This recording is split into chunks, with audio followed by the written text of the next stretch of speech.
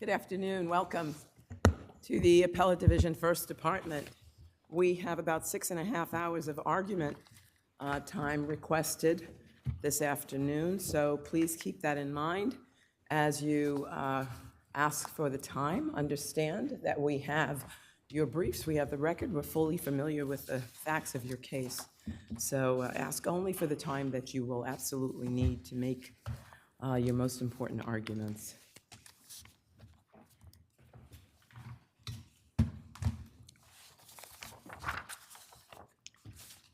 Okay. People versus Lazarus.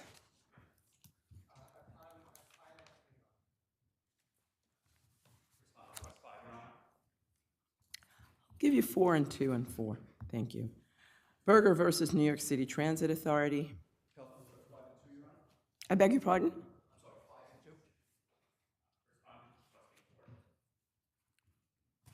5, 1, and 4. Evangeline L. is submitted. We versus Best Buy. Is the appellant here? Would you like, I don't see anyone responding, so would you like to submit? Okay, submission, thank you. Aaron Law versus New York City Health and Hospitals.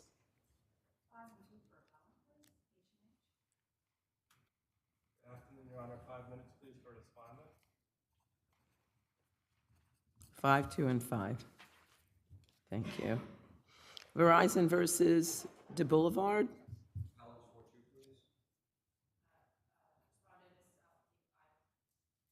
4, 2, and 5. Thank you. People versus Patrick Marole.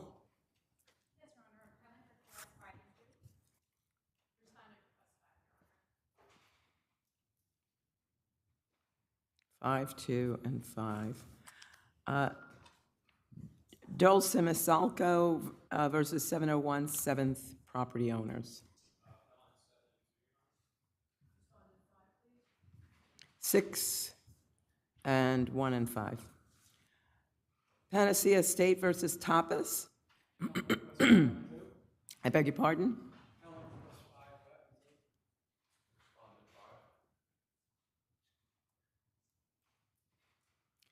5 and 1 and 5. Thank you. Garcia Brockenberry. I'm sorry, Garcia versus Brockenberry. Are you the appellant or the respondent? As the respondent on Garcia versus Brockenberry here. There's no respondent. Do you want to argue or submit? Okay, I'll give you 2 minutes. Justin D. versus Cassandra R. Submitted. P1 Finance versus Evergreen Builders. Submitted. Carney versus the City of New York. Appellant, 4 and 3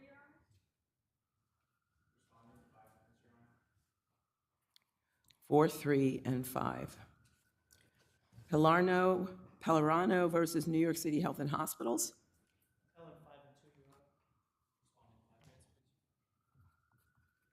5, 2, and 5. Atarian versus Sagard Capital.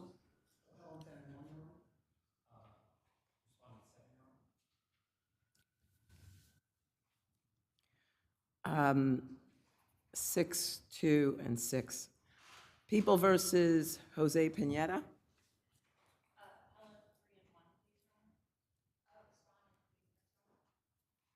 3, 1, and 3. Hinduya Global versus HBI Group is submitted. Garcia versus Manadnock is submitted. First case for argument, People versus Lazarus Casas.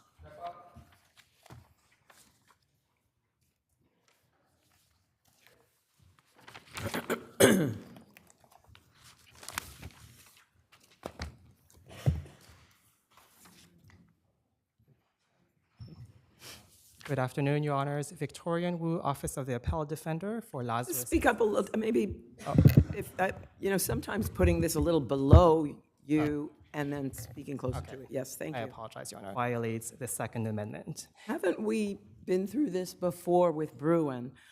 You have a client who was unlicensed. He was, I think, on a roof shooting a gun. Bruin didn't undo the entire New York State, statutory construction. It did away with certain aspects of it and not the idea of an unlicensed individual, which is your client.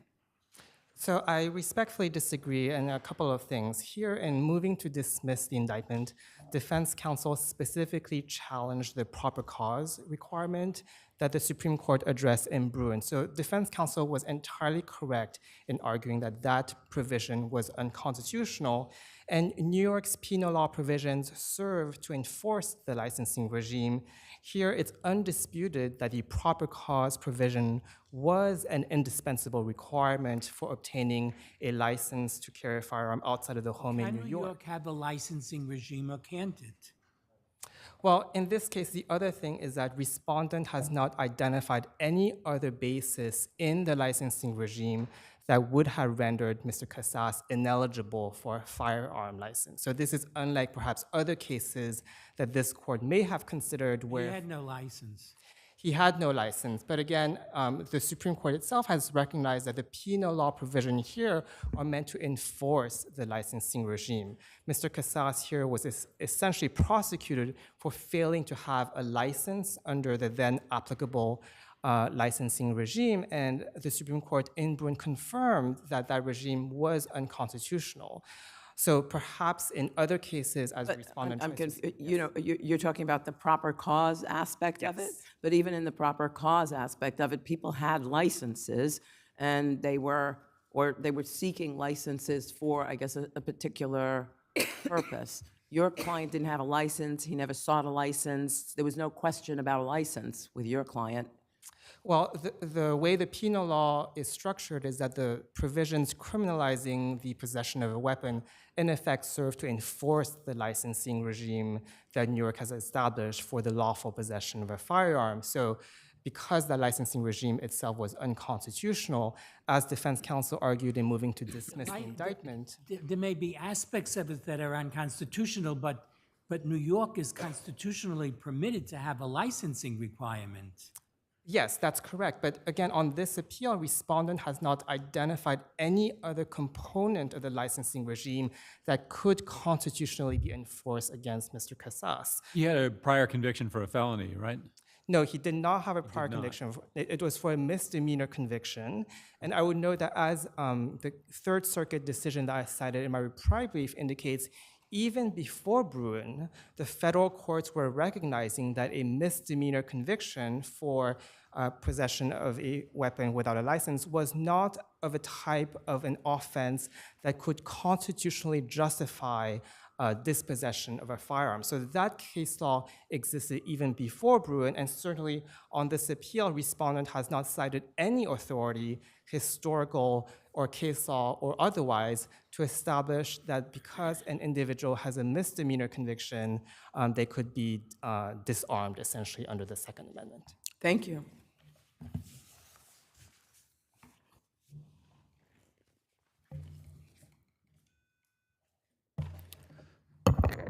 Good afternoon, Your Honors. May it please the Court, Nathan Morganti on behalf of the people. As the people argued below and the Court properly found, defendant's prosecution for criminal possession of a weapon was constitutional, and that's the legal issue here. And that's the exact thing that this Court has found repeatedly as recently as earlier today when presented with challenges near identical to defendants to a CPW conviction. And importantly, as Your Honors pointed out, Bruin did not toss out the entirety of New York's licensing scheme. New York's licensing scheme still exists in a modified form. And that's a point that Bruin itself made and the Court of Appeals has made clear. Therefore, the criminal possession of the weapon crimes and the penal law are still enforceable generally and specifically against defendant who it is undisputed did not have a license. That's all this Court needs to do to affirm the ruling below. The indictment under New York's criminal possession of a weapon statute is constitutional. Any other decision would offend the concept of fairness, as it would allow defendant to have his conviction overturned based on his obviously incorrect legal argument. If Your Honors have no questions, we ask that you affirm. Right. Thank you. Thank you. Just briefly, Your Honors, I think responding again, I recognize that this Court has addressed Bruin claims in other cases, But I would note that this court's decisions have not to date specified the exact argument that was presented on appeal and why this court had rejected it. This case could be distinguishable from other cases precisely because defense counsel specifically challenged the proper cause requirement, and up until now, respondent has not identified any other licensing requirement which again could be constitutionally enforced against Mr. Casas, such that the licensing regime can be constitutionally enforced in this case through this indictment. And for those reasons, I would ask that this court dismiss the indictment. Thank you. Thank you. Thank you both.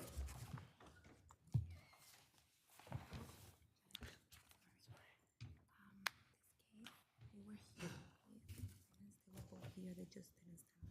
They didn't do it. So how much time do you want to give them? How much did they ask for? They can a minimum 2 minutes. The appellant wants at least 2 minutes. How much? At least 2 minutes. For both of them. Okay. Let me just write that down. Give me a minute.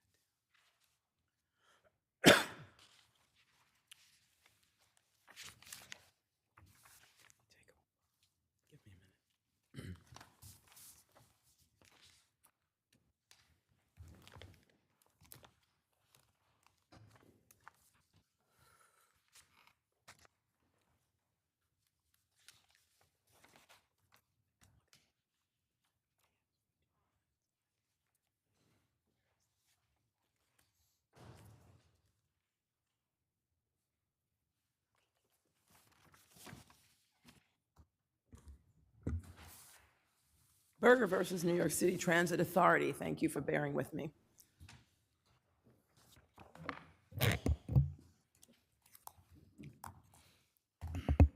Good afternoon, Your Honors. Brian Isaac. I represent the plaintiff appellant.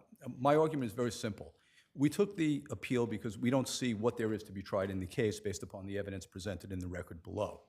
From my reading of the record, there's no dispute that the proper procedure to be used when closing doors is to wait 10 seconds, then have the announcement come on that the doors are closing, and then the conductor looks at the lighting system, make sure no one is caught. Mr. Isaac, she was the only witness to the accident, correct? She would, well, the answer is she's the only disclosed witness. We know about. There were people there, and we have an accident report. So Right. But so if that's the case, if that's, she gave 50H testimony, and if she gave 50H testimony which contradicts her EBT testimony, I know you don't think it does, but if it did, wouldn't that be enough to create an issue of triable fact? the answer is yes, okay? If you believe that her testimony is inconsistent and she's the only witness to the accident, then your decision in Antunes absolutely says that you don't have to grant summary judgment. And again, I'm not going to tell you 2 and 2 equals 5, except I just don't see any inconsistency here. She testified consistently that there were 3 stops. She never said that in the 3rd stop she waited 4 minutes. That was in the 2nd stop. And her testimony was that she moved her seat, got up, 2 to 3 seconds later she got stuck in the door and she fell. And Judge Moulton, to that, because I know that's going to be an issue, I suspect that's going to be an issue for the court, just let me say something else. Davis's testimony is still, in my view, at least favorable to me. Davis said, this is, and there's no question about it, you wait, you look, if the light doesn't go on, then you have to make sure the door closes. And once the door closes, you look to the left and you look to the right. The plaintiff was found at that area, and Davis never saw her, and her testimony was clear that this was an unobstructed, clear view subway station. Isn't that after she had already fallen, after the chain of events had already occurred? So that's what my adversary says, and Judge Kapnick, I don't think that's accurate, because I believe Davis testified, okay, and let's talk about the censor, because that's also, obviously, you've all read the record, that's an issue too. Her testimony, as I read it, is that if the sensor goes on, she'll see it with a light, and the door won't close, she'll know. So plaintiff's testimony was she got caught, got pinned both of her shoulders, and she couldn't get out, and she threw herself forward. Under that scenario, I don't see how Davis, if she was doing the job that she said she was supposed to do, couldn't have seen it. It doesn't make any sense. Because the door wouldn't have been closed, she would have seen it on the light sensor on the door, and she would have known that there was a problem, at least initially, and then once the door closed, she has to look left, she has to look right, plaintiff's on the ground. So there are a lot of different things that might have happened, but all I'm saying is, in a motion for summary judgment, I'm going to date myself here and show my age, under Di Sabato against Safis, you're supposed to assemble, reveal, and lay bare your proof. This is the proof that you have. I just want to go back for a second. Because you mentioned that Davis could have seen it, but how is that? Because from my recollection, I was under the impression that where the conductor's booth was, located, she would be unable to see what happened because the accident happened, of course, inside the train. No, I'm sorry. Then if that's what I said, then I misspoke, Your Honor. Okay. That's not my point. Okay, okay. I will concede to you 100% that Davis said, and I will concede to you that it's true. I've done a number of these cases too, that you can't see inside the car Right. when that happens. My point is that the plaintiff's testimony was that she got stuck. This is the only testimony I see. She then pushes her way through. She's now on the ground sprawled out. When she's at the track sprawled out, Davis has to look before she goes forward. She should have seen her at the track, not inside of the car, but on the track. Doesn't make sense that she would. Davis has no recollection of the accident, isn't that so? Excuse me?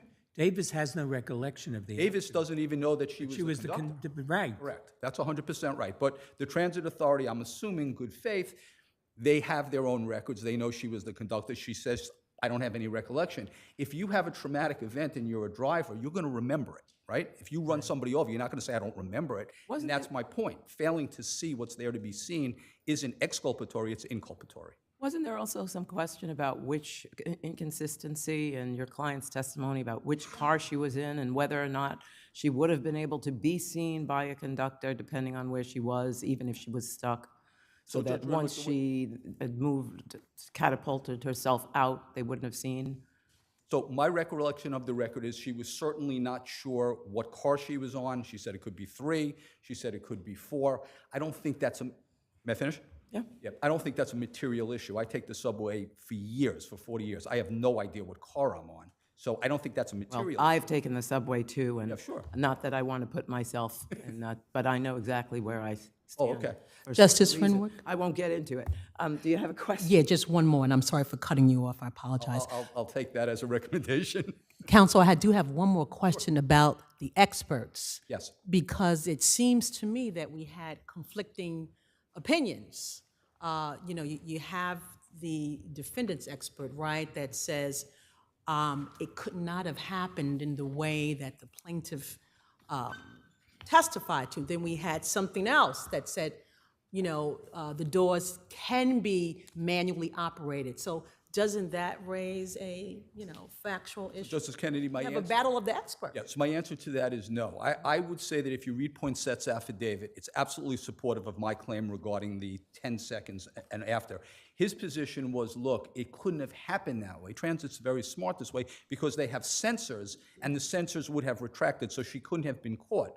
But Lizzie's reply affidavit deals with that and says that, yes, the sensors are supposed to work on a 1.6 to 2.4 basis, but they can be set to 0.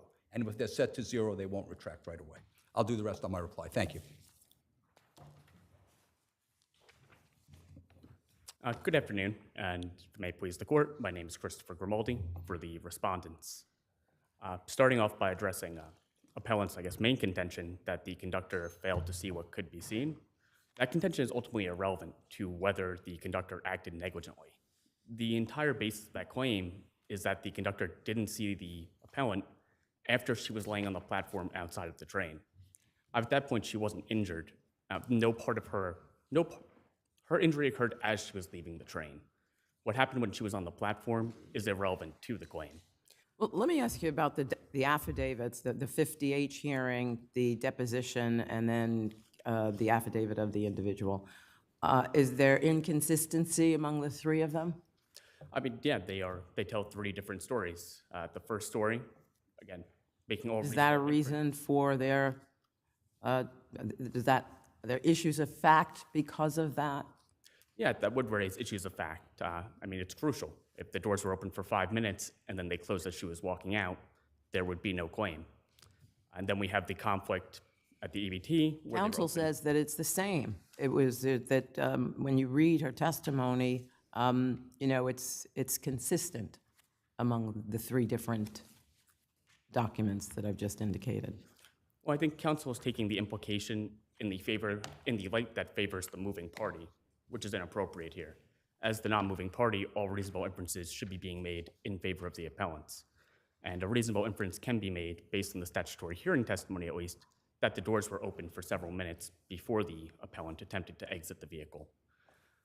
Even accepting the other two versions of the testimony, that the doors were open for 0 seconds or 2 to 3 seconds, that to me would tend to show that there's some evidence of some sort of defective door condition. The transit records that were disclosed that appellant's expert reviewed showed that it takes on average 4.2 seconds for the doors to fully open and to fully close. So if the doors were closed in half that time, there would, it appears to me, be some sort of defective condition. And appellant's expert doesn't explain how he concluded that this incident had to have been caused by the conductor's negligence. He doesn't explain what the process would be for opening the doors. He doesn't explain how he could rule out that this was a defect in light of the evidence. And he more or less concedes that he doesn't know what happened because he hasn't reviewed the maintenance records or inspected the train. So your client was were they ever able to give inspection records for the car, or was that a problem because we aren't sure which car she was sitting on, so that we've never inspected those records, or you've never inspected those records? So I'm not certain, since we were, I'm only appellate counsel, so I don't know what's going on in the actual litigation of the matter. However, this is a pre-notive issue motion. Discovery is ongoing. To the extent that those records would be necessary for appellant to prove his claim, the opportunity to obtain them from transit has not expired. Now, this is a pre-notive issue motion. Discovery is still open. If those theories can be substantiated, appellant still has the opportunity to explore that avenue. But as it stands, appellant's own expert does not seem to be able to discern exactly what the cause of this incident was. So, as outlined in the brief, I mean, if it was a defect, the evidence would suggest that we had no constructive or actual notice of that defect. So, given there's an equally plausible non-negligent explanation for this accident, it would be inappropriate to grant summary judgment based on liability. That's all, Your Honors, unless there are any questions. Thank you. Thank you. So, Your Honors, I only have 1 minute, which I won't go over. The operative pages to read with respect to the inconsistency issues that there's a 61 to 64, 262 to 267, and 311. I'm overstating this, it's 333, but those are the pages on the inconsistency. With respect to the timing's a red herring. My client got caught in the middle, so even under the math that my adversary just gave you, even assuming that the sensors were functioning, there's still no question of fact, and the sensor argument is a red herring argument for me. My argument has nothing to do, I don't care about the sensors. You're not supposed to close the door on someone unless you follow the mandated rules. These don't exceed reasonable care, and there's no evidence that they were not violated in this case, and all of the maintenance records are within the possession of the transit authority. So if there was a problem, they certainly should have adumbrated it to the trial court, not said that I have the right to have discovery here. Thanks for listening to me. Thank you both. Aaron Law versus New York City Health and Hospitals. Justice David Friedman is recused from this case. In the event of a tie, additional justice will be vouched in.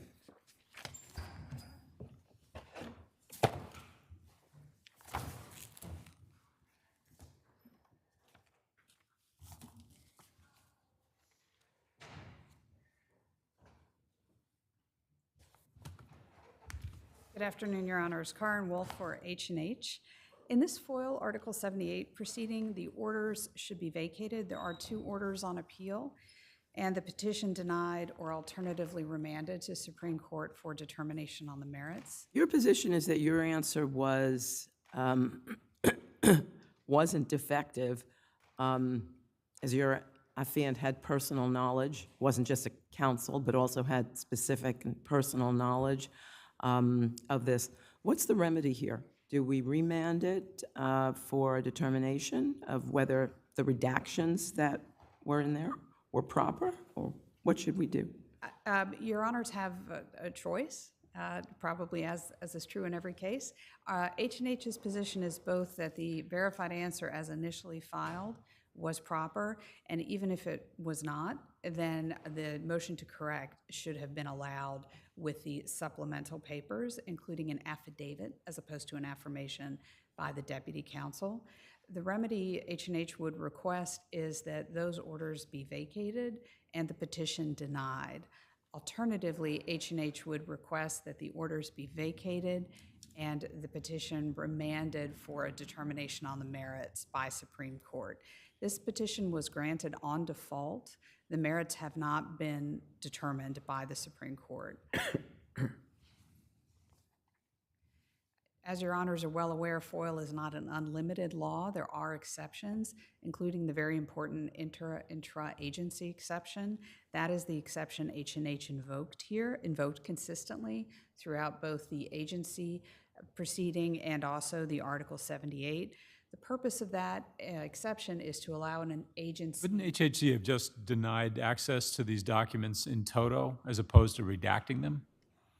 I'm sorry, Your Honor, I didn't hear the first part. You provided answers to the FOIL request in a redacted form, correct? Yes, Your Honor. Certain of the reports, because if they were properly intra or inter-agency reports, they could have been withheld in toto, correct?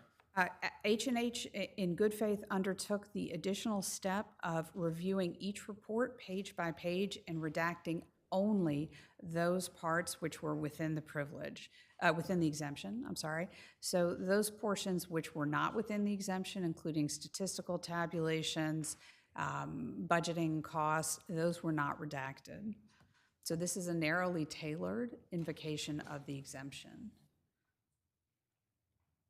The exemption is especially important for an agency such as H&H when faced with a monumental decision, as in how to address a multi-million-dollar budget shortfall. And the exception is designed to allow the agency to have A robust debate within itself.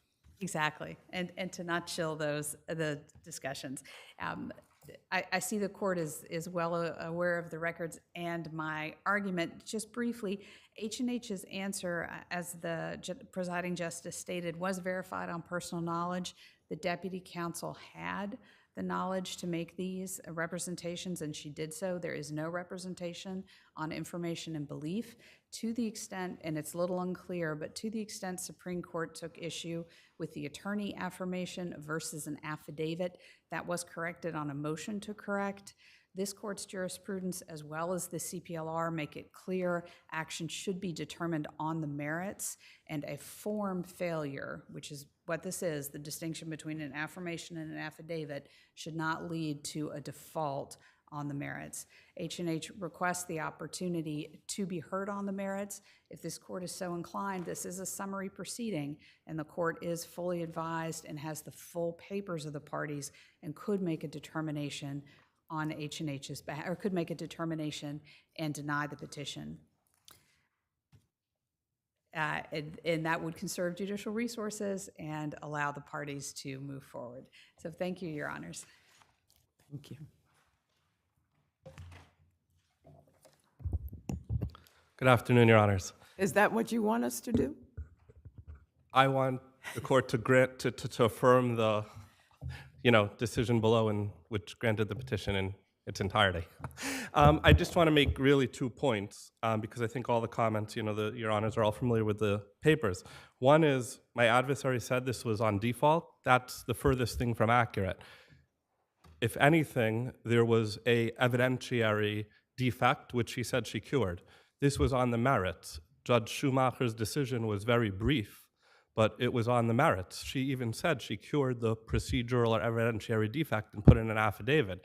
Right, but that was denied by the court without any reasoning whatsoever in the second order. That's correct, Your Honor, but our contention is because it didn't make a difference because they didn't make their burden. Under FOIL, there's a presumption of access. The burden is on HHC to show that the requested documents are exempt.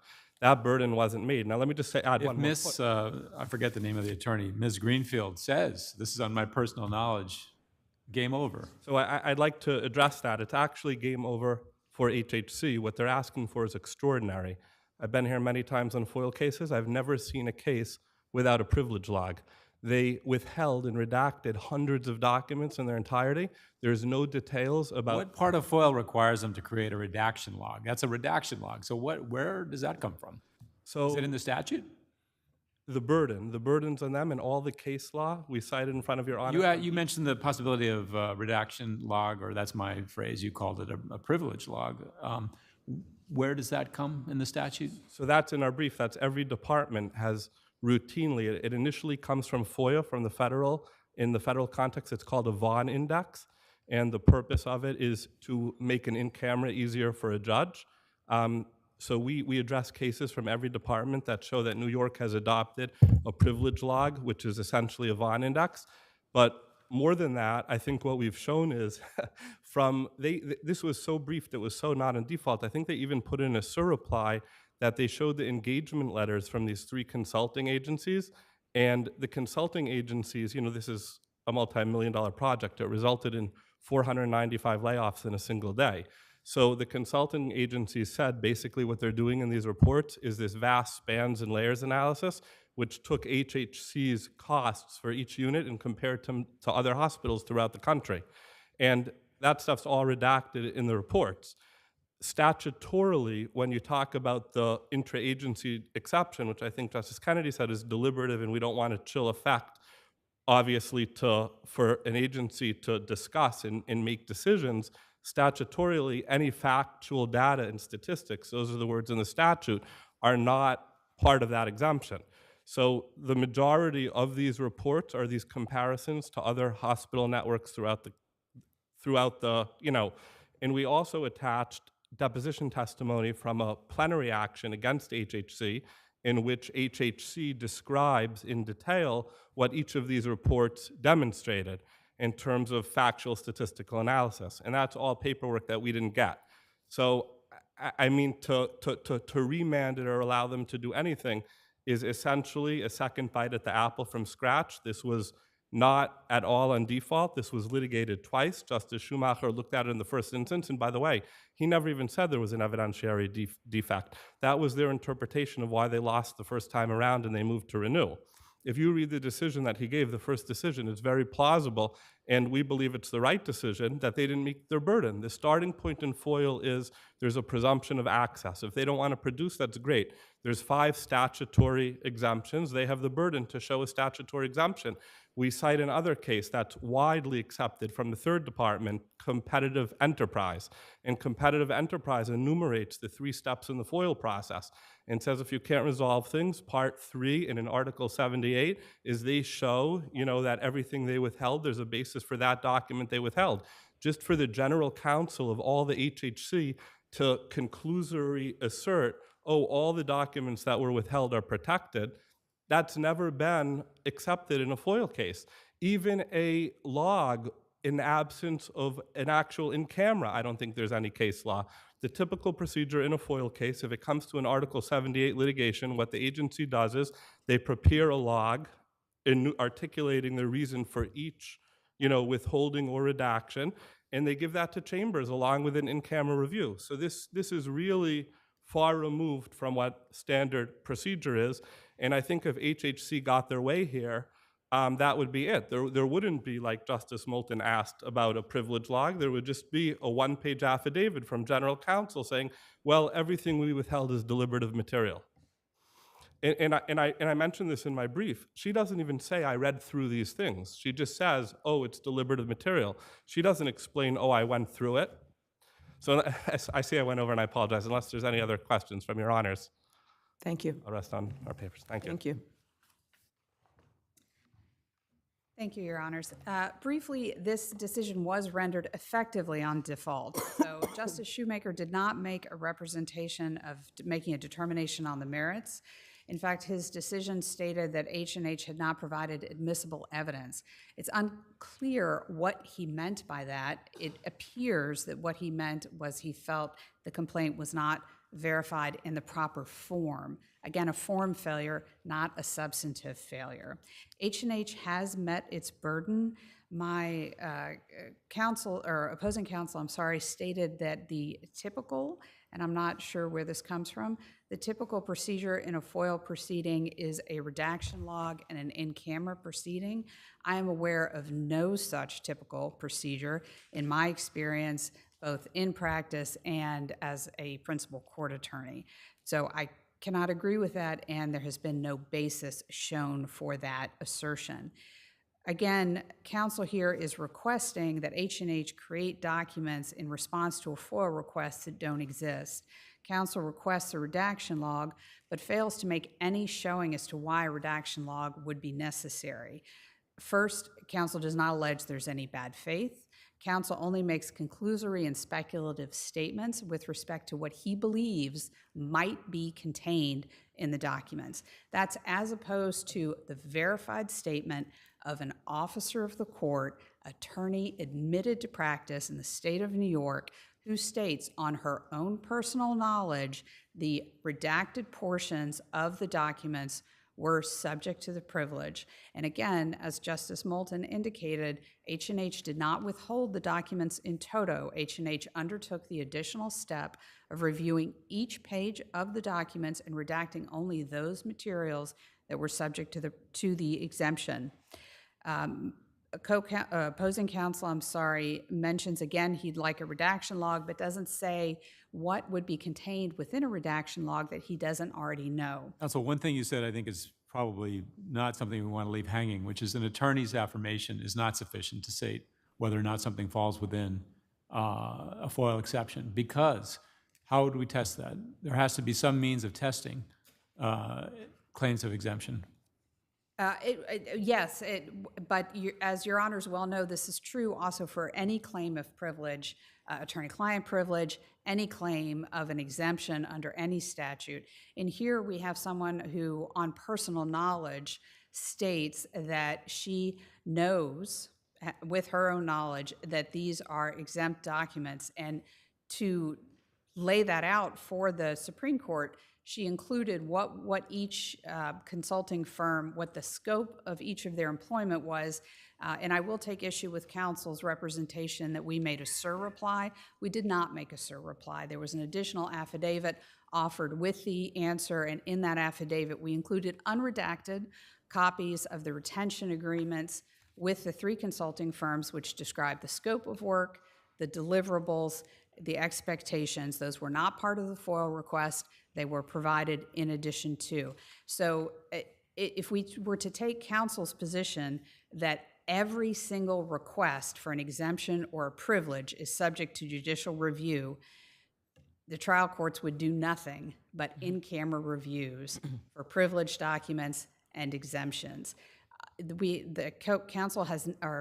Aaron Law has not met the basic threshold showing to assert there's anything that is in any way suspicious or in bad faith that would cause the court to look beyond the representations of an officer of this court has made based on her personal knowledge. Thank you. Thank you, Your Honors. Thank you both. Verizon, New York versus de Boulevard.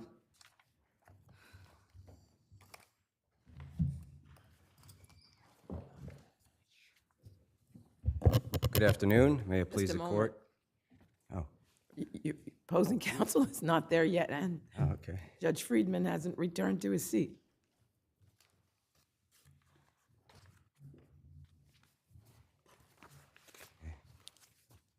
Good afternoon. May it please the court? Michael Cassell for the defendant's appellants in this matter. As we set forth in our briefs, this court should reverse the lower court's granting of summary judgment as to liability and as to damages. This is a case where the plaintiff, Verizon, alleges that my client's construction activities caused damage to its building and seeks damages north of $13 million plus interest. So your client agreed to reimburse Verizon for remediation work. We agreed There was no question about that. There was an agreement signed. You agreed to, at least certainly for some of the remediation. So but now you are arguing that your work didn't cause any damage at all to the building. And right. you put in a major building there, a condo, right beside the building, and there were inspections before and during, and Department of Buildings even stopped work at some point to note that there were cracks or whatever that didn't exist before the start of the work, that existed after the start of the work. So how do you justify your position? Well, I think the most important aspect of this, Your Honor, is the procedural posture we're at, which is we're at summary judgment stage where it's Verizon's burden to prove as a matter of law the damages that it seeks. While Verizon may be able to prove at trial, after a trial of fact with cross-examination, et cetera, that my client caused damage, at this stage, based upon the record before this court, which Verizon acknowledges requires expert testimony, which doesn't exist.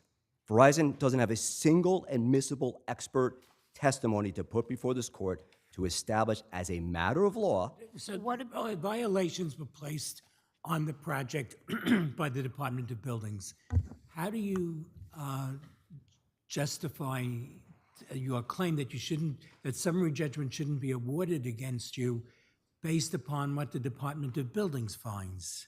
Your Honor, two things. Number one, Verizon called the Department of Buildings on itself, on us essentially. But number two, more importantly, Well, they documents did, are they not. did issue a stop work order. I mean, they don't just do that because they came, they inspected, right? They went back, and a day or so later, they issued a stop work order. So they must have found something. Eventually, I think Verizon agreed to release that stop work order to let you go ahead with your work. But weren't there findings that they had at that time that showed that there was some damage, even if not all the damage they're claiming? Well, two things. The DOB reports are not admissible. Once again, Verizon may be able to establish at trial by calling in the DOP people in an admissible format, subject to cross-examination, what they found. There's not a single admissible DOP document. It's not certified. It's not admissible. Secondly, Your Honor, as you mentioned, Verizon calls up the DOB and says, hey, lift a stop work order.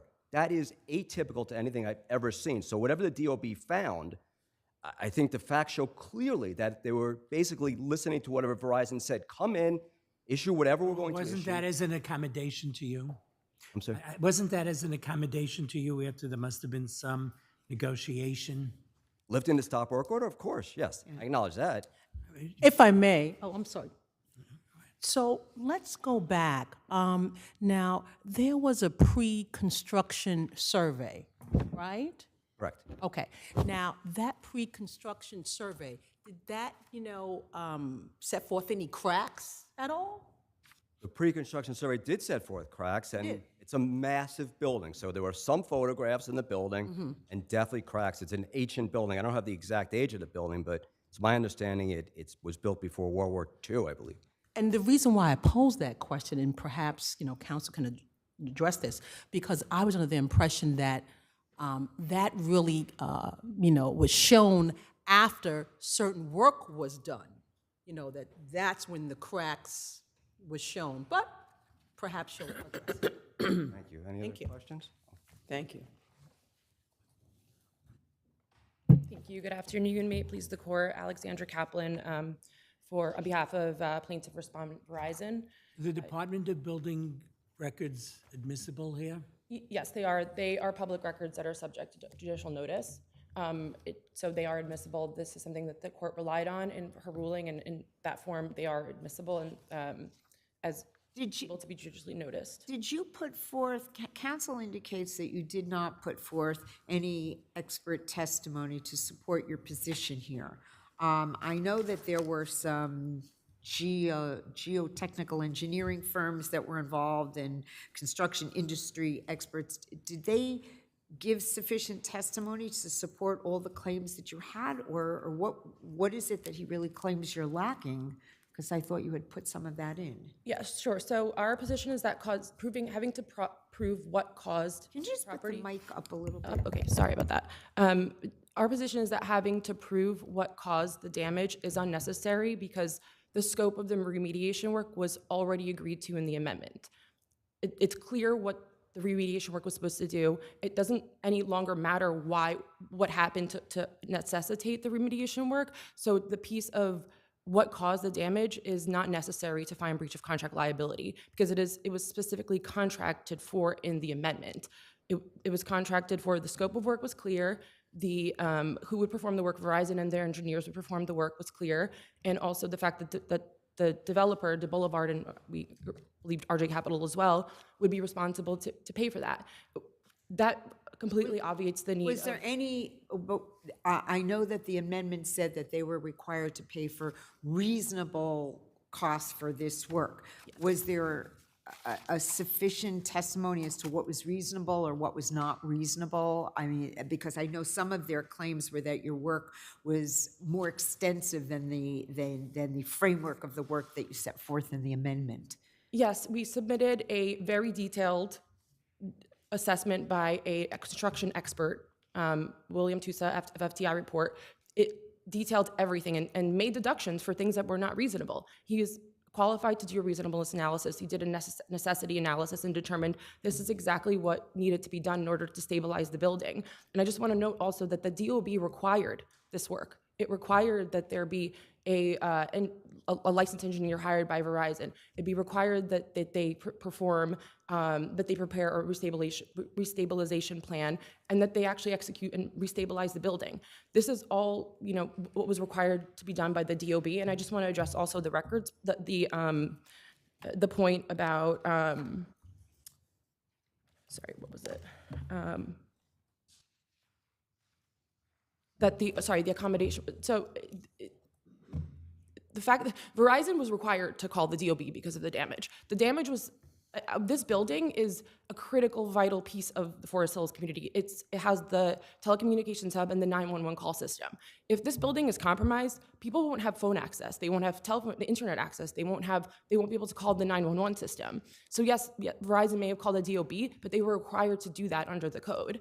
And so the fact that they are suggesting that that's something improper is completely, Verizon would be subject to liability against the DOB if they did not report the damage. So the work that was done on the HVAC system, that was or was not included in the amendment? Because I think it became a problem that that equipment was not able to breathe, so to speak, and there was a concern. Was that included also in the framework of the work in the amendment? It was not included in the amendment. The amendment is specific to the remediation work. The liability for the HVAC relocation is found in the license agreement, specifically Section 9, which requires Verizon at its discretion and to perform the work when its equipment is being compromised. Those are the clear terms of the license amendment. So that is separate to the license agreement. That's separate to the amendment. And I also just want to go back to the causation piece because I do think it's important to note that their expert testimony from the defendants, granted that some work had to be done, and maybe there's even concession of it, but that the amount of work done was excessive. So the excessiveness as to the remediation work, again, is irrelevant because the scope of work was agreed to in the But isn't it relevant to the subject of whether you can be awarded summary judgment in a specific dollar amount without a trial? So we submitted conclusive proof, again, of our expert witness, it's William Tusa from FTI. He submitted sworn testimony about what he found in his report, which was that the work that was performed in connection with the remediation work, which was agreed to by the contract, was reasonable, was necessary, and was up the appropriate But don't scope. defendants have opposing expert testimony on that? They do not. That's excessive. So first and foremost, the Sommerfeld report, I believe is what you're referring to, is incomplete. They did not have enough, it's riddled with admissions that we need more documents before we can analyze whether what Verizon did was excessive or not. It's speculative, it has no value. Wouldn't that require a denial of summary judgment if they don't have all the documents to support the position of their client? They had the documents, they just did not provide it to their expert. All of these documents were produced in litigation and before that. They could have given it to them and they just didn't. Every single piece of what's in his list is what our expert looked at and what we provided to defendants. They had it, they just chose not to give it to them. And another point on the Sommerfeld piece is that the lowball cost estimate he reached was based on a completely different scope of work, one that was not agreed to by the parties, and that was not addressed in any of the contracts.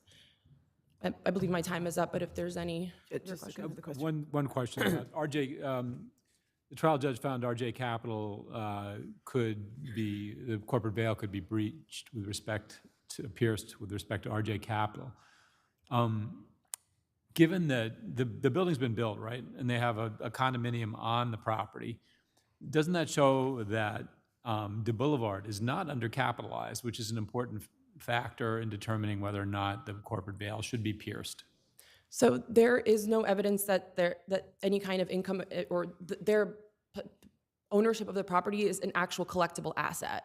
There's no evidence in the record that that's something that, will actually be able to satisfy Verizon's liabilities in this case. There could be other liens on the property. There could be other things that prevent it from being able Why to. should you're asking us to presume its inadequacy to satisfy judgment? I mean, are you or not? I guess I'm not sure if there is anything that I know of the adequacy, but it's their burden to prove why that evidence is, why that property is recoverable. Where's the money? They still haven't paid anything. They haven't even paid the $500 that they say that it should have cost. But that doesn't get you to piercing the corporate veil. You're right. What gets us there is the fact that is the wrongdoing element, right? So I believe that there is evidence of undercapitalization that we've proved without any kind of rebuttal evidence from defendants. But the really egregious thing here is that Rudy Abramov from RG Capital. Is a matter of law where they have an asset of such value? I haven't seen any evidence that that asset is actually recoverable against and could satisfy Verizon's liabilities. And that property is worth a lot of money, is it not? I'm not sure how. I presume it is worth. It's quite a large building, but again, there could be various things that prevent recovery here, and the defendants have not submitted any evidence proving that. Well, isn't what you're saying just proof of the fact that it shouldn't be a matter for summary judgment? We disagree with that. I mean, I think the evidence is pretty clear that the funds in the bank account were not able to even satisfy the liability that they, even the $500K that they think that it should have cost. There's nothing there that proves the value of the building. There's no evidence in the record to suggest Was the building up and running then at this point? I believe it completed construction after the remediation work was completed. So at some point in, I believe, March 2020 or 2021. And just with regard to the HVAC, was there a challenge to paying for the HVAC? Was that rebutted at all, or does that remain unrebutted? There is no evidence, rebutting the fact that the HVAC relocation work needed to be done that was caused by the building, or that they shouldn't be paying for that. I mean, they're obviously contesting it on appeal, but this is the first time they've taken any issue with it. Thank you. Thank you.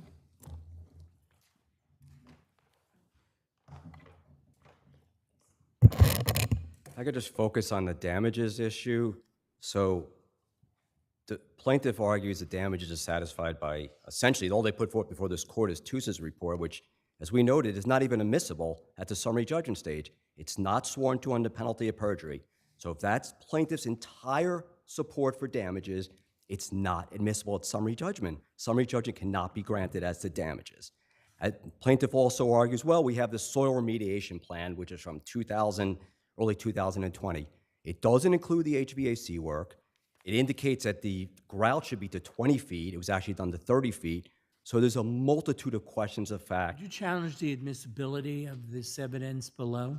We argued below that Verizon did not properly establish through expert testimony its entitlement to win on summary judgment.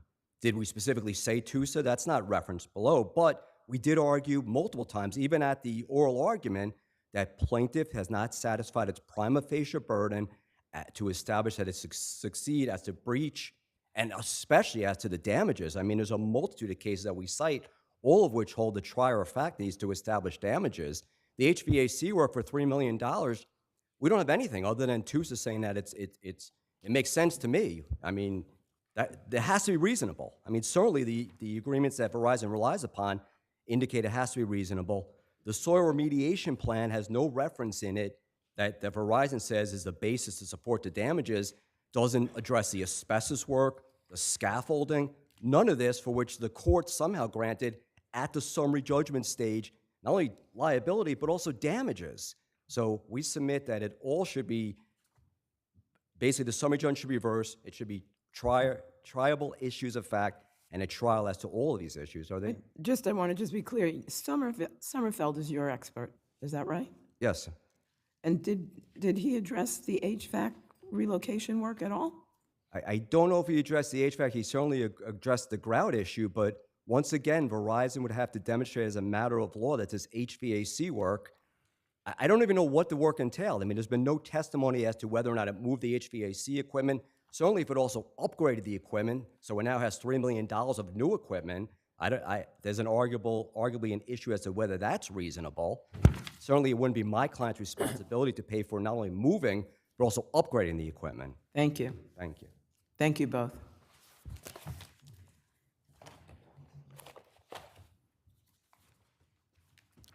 People versus Patrick Morrell.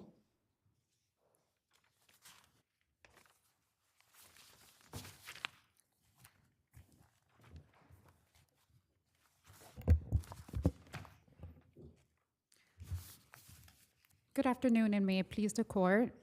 For Mr. Morrell, Luz Beato with the Center for Appellate Litigation. The trial court below applied the wrong legal standard when it failed to consider whether it would have been futile to issue a warrant or whether an adjournment would have had prejudice to prosecution's case as required by People versus Parker before proceeding to the suppression hearing in Mr. Morrell's absence. But it had before it a fairly thorough search by the people for the defendant. It had before it his previous non-appearance. So what reason would the court have to believe that he would return voluntarily? Yes, Your Honor. So Parker requires that the court consider all appropriate factors, including the possibility that the defendant would be located within a reasonable period of time. So the reasonable efforts that Your Honor just mentioned. In addition, Parker requires the court to consider the difficulty of rescheduling the trial and the chance that evidence will be lost or disappear. So Parker requires that the court consider futility and also prejudice to the prosecution. In this particular It was adjourned to the next day. Yes, Your And Honor. in that time, every hospital, maybe not every hospital, but several hospitals, police departments, his own apartment, other places were searched. Yes, Your Honor. So let's say that we all agree that the prosecution did have reasonable efforts, that they did engage in reasonable efforts. I understand what you're saying about, in this case, the evidence wouldn't have been, the evidence was, nothing would have happened with the evidence. Right. But what else in this instance needed to be done to establish futility? Yes, Your Honor. Parker isn't a radical or a new rule. It's what happens in court every single day. When a client, especially on a felony case, does not appear, the judge issues a warrant, the client is brought back in, maybe more bail is set, or bail is set if bail had not been set, to ensure that the... Contending that if the evidence is such that it won't be lost, that the people can never go forward, that all that can happen is that a bench warrant be issued and you wait to see what happens. Right, Your Honor. Is that your position, that the people can never go forward? In a suppression stage, there is very little prejudice that can be shown in this particular type of case. So how long do the people have to wait? All that I'm suggesting that should have been done in this... All I'm suggesting that should have been done in this particular stage, Your Honor, is that the court could have determined that it would have been futile to issue a warrant if the court felt that that was appropriate, or looking at the whether the prosecution would have been prejudiced. Given that there would have been no prejudice at this state because the case was so new, the evidence was in NYPD custody, and the witnesses were police officer witnesses, what should have... Absent prejudice to the people, the case can never go forward.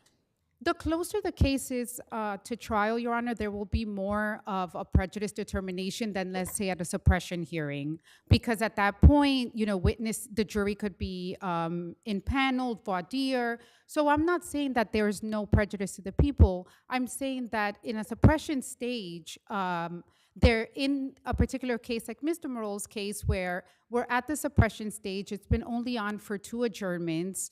There are Well, this originally came on in November, didn't it, of 2021, and the defendant didn't show, right? well, everybody is. And then it's put over to January 19th, am I right? So the So on January 19th, the defendant doesn't show, and the court says we're going to hold a Parker hearing at 2:30, right? So, Your Honor, then November. And on the 19th, on that morning, didn't defense counsel want the case put over to the next day to see if he could get the defendant in? I believe Is that what happened? I believe, and I can check the record, but I believe that on the November appearance, the record is very clear that Mr. Morrell did come to court, albeit late, and was denied entrance because he was exhibiting COVID-like symptoms.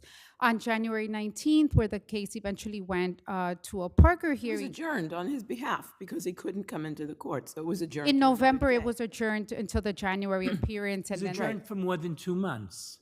yes, all I'm saying that didn't happen below that should have happened is a determination about whether it would have been futile to issue a warrant or whether the people would have been prejudiced. Although this wasn't raised by the prosecution below, had the court considered this, it would have shown that there would have been no prejudice to the people, and it would not have been futile to issue a warrant, and had the court considered it, would have just issued a warrant. Wasn't it appropriate for the court to reasonably conclude that a further adjournment, given what had transpired and given all the places they searched, pending execution of a bench warrant wouldn't have resulted in locating So, Your Honor, this I defendant? think what you're saying is, should the court issue a warrant in this case? And I would say that on the record, all that I think defense counsel asked for would have been a warrant or another brief adjournment. So I do think that a warrant in this case would not have been futile. It would not have prejudiced the prosecution, and that's the. I'm saying that that the judge could reasonably conclude that a warrant did not need to be issued because it wouldn't. But what the issue that brings me here today is that the court did not conclude anything besides reasonable efforts, and that was a legal error. It was applying the wrong standard. Thank you.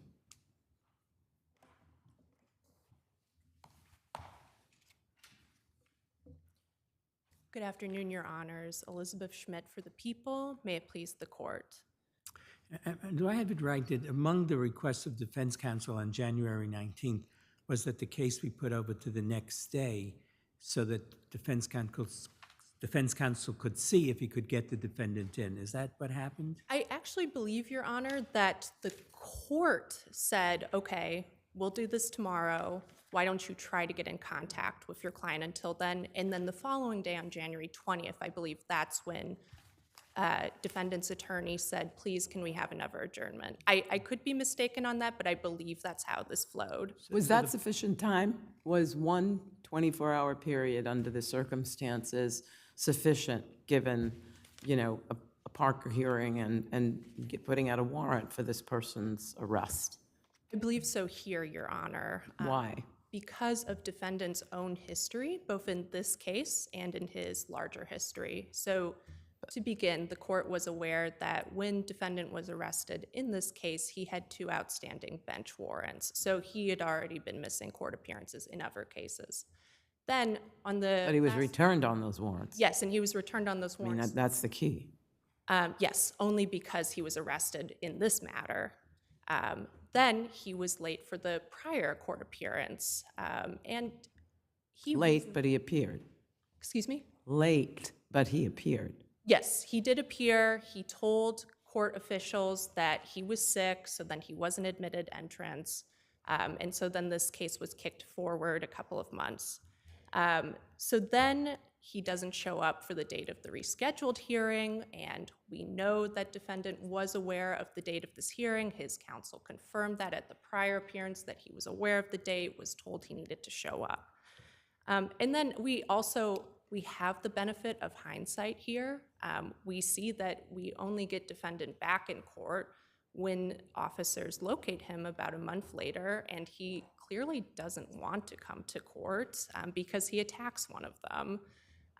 So in this circumstance, it was certainly within the court's discretion to conclude that the case should proceed in defendant's absence. So in determining whether the court can go forward, prejudice when a defendant is absent, so prejudice is certainly a factor to be considered, but the absence of prejudice doesn't mean that the court can't go forward. Is that correct, or is it not? Can you say that one more Is time? the absence of prejudice, if there's no prejudice to the people, does that mean that the court can't go forward when a defendant is absent? So I do think there was some prejudice to be had here, as the court named, but beyond that, I also think there's no real reason to hold the case over when it's just pretty obvious that the defendant isn't going to show. I don't know how it's obvious when he showed up at the previous appearance, albeit late. Late, But he 3 showed hours up. late. He did show up, absolutely, Your Honor. So the question, if it's futility, why would it be futile to issue a warrant? I mean, they I think arrested him going into the place where he lived. They arrested him, not at his last known address. They arrested him, I could be mistaken on this, Your Honor, but I believe they arrested him somewhere in Manhattan is where they lived. Yes, you're right. I thought that was where he lived. But No, his home address is out in the Rockaways. okay. And that's where the police officer was sent during the people's search for him. Yes, that's right. That's right. Thank you. If there are no further questions, we ask that you affirm. Just briefly, Your Honor, because the prosecution did not argue below futility or prejudice, these arguments that the respondent is making for the first time, I just want to clear up that the court never considered during the Parker hearing Mr. Morol's history of non-appearances. That was never considered. The prosecution did not bring that up. It was never something that was discussed. Also, we cannot bring the benefit of hindsight to a question of what the court should have considered during the Parker hearing. So because the prosecution did not preserve those arguments below, these arguments that the respondent is making for the first time are actually just irrelevant to the question of what the court should have considered at the Parker hearing. And the court did not consider anything beyond reasonable efforts, which is not, does not suffice the Parker standard of considering the futility or the prejudice. Thank you. Thank you both. Dolcimascolo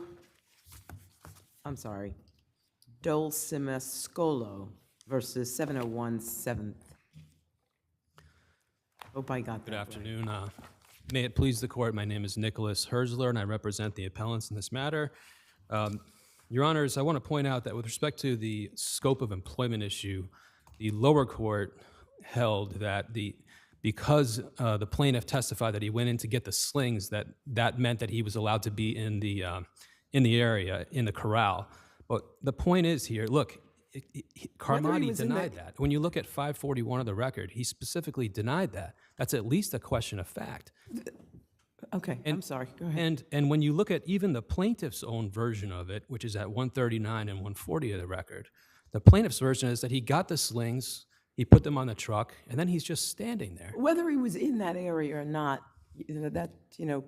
so contributory negligence, what does this have to do with whether it's to 240 sub 1?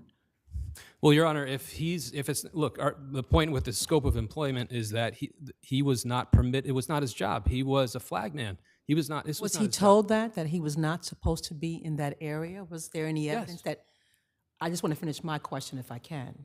Was there any evidence in the record that he was aware that he was not permitted, and in spite of being aware, he went to the corral area anyway? Yes, the plaintiff testified in detail about the fact that his supervisor was O'Sullivan. And O'Sullivan was the person who told him where he could be and where he could not be. And it was a dangerous area to be in the corral. And his instructions were he had to be... Did O'Sullivan tell him that he cannot be in the corral? Yes. Because I didn't recall that, and I want to go further if I can. I recall testimony that the plaintiff said that he was in this corral area, I don't know, maybe 5 or 6 times before, and I didn't read anything that contradicted that testimony.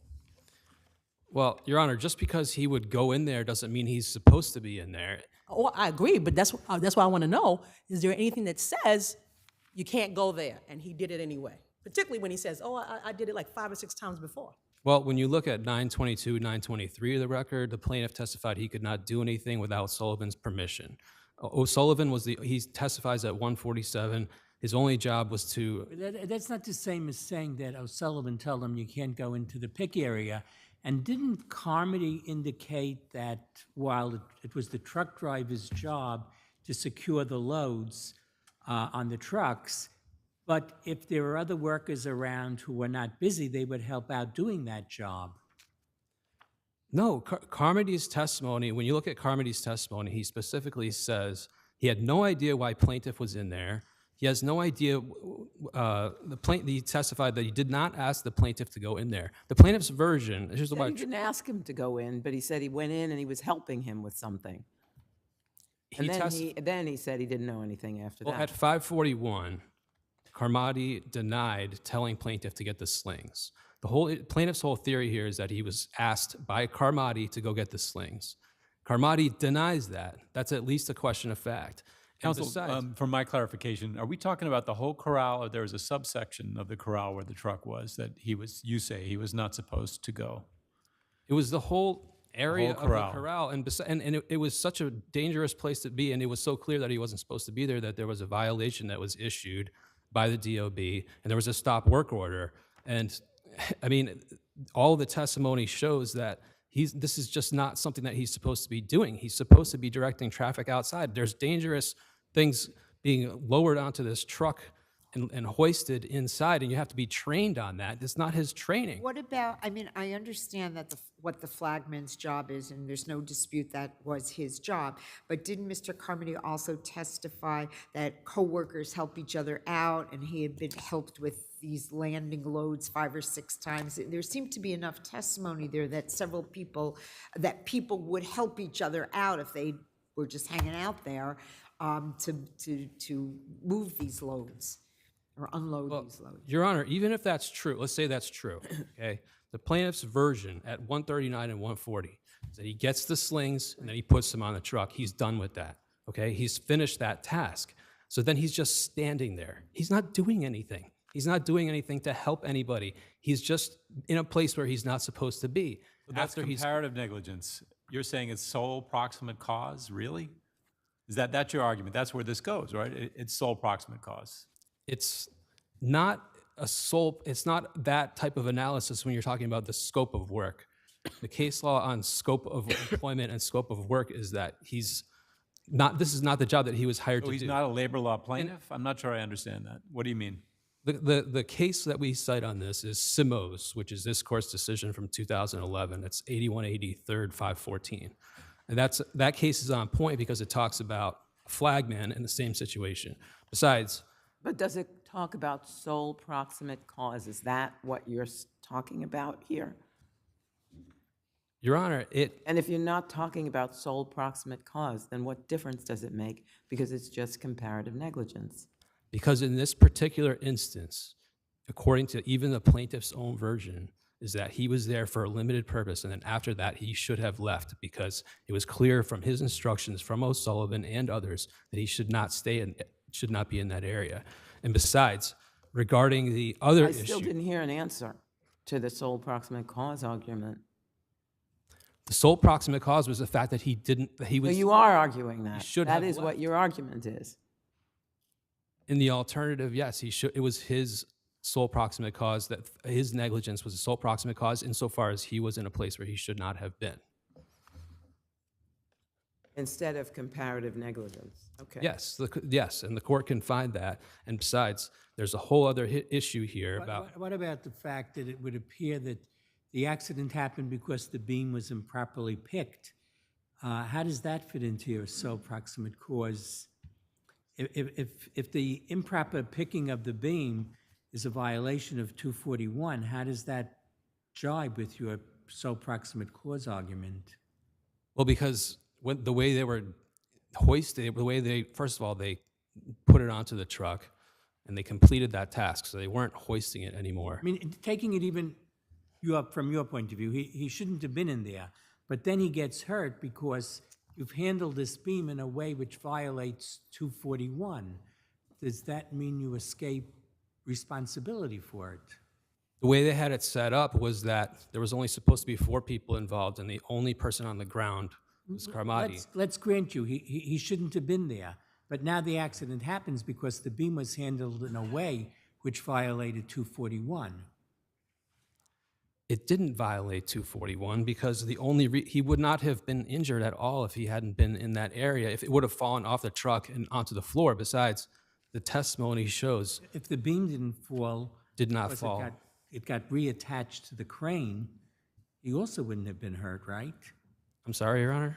Isn't what happened that the crane ended up getting reattached to the beam, No, as a result of which it slides? No, as they were lifting it up, the hook caught on the flange Right, of the beam, and then that caused the beam to tip off. which causes him to fall. Well, it's the plaintiff's testimony that he fell backwards, and we have a whole issue here, which I didn't have time to get to, about the fact that there's a lot of evidence that the plaintiff fell on top of the beam. He lost his balance and then fell on top of it rather than have this beam fall on him, which is not a 240 case, and based on the accident reports. Thank you. Thank you.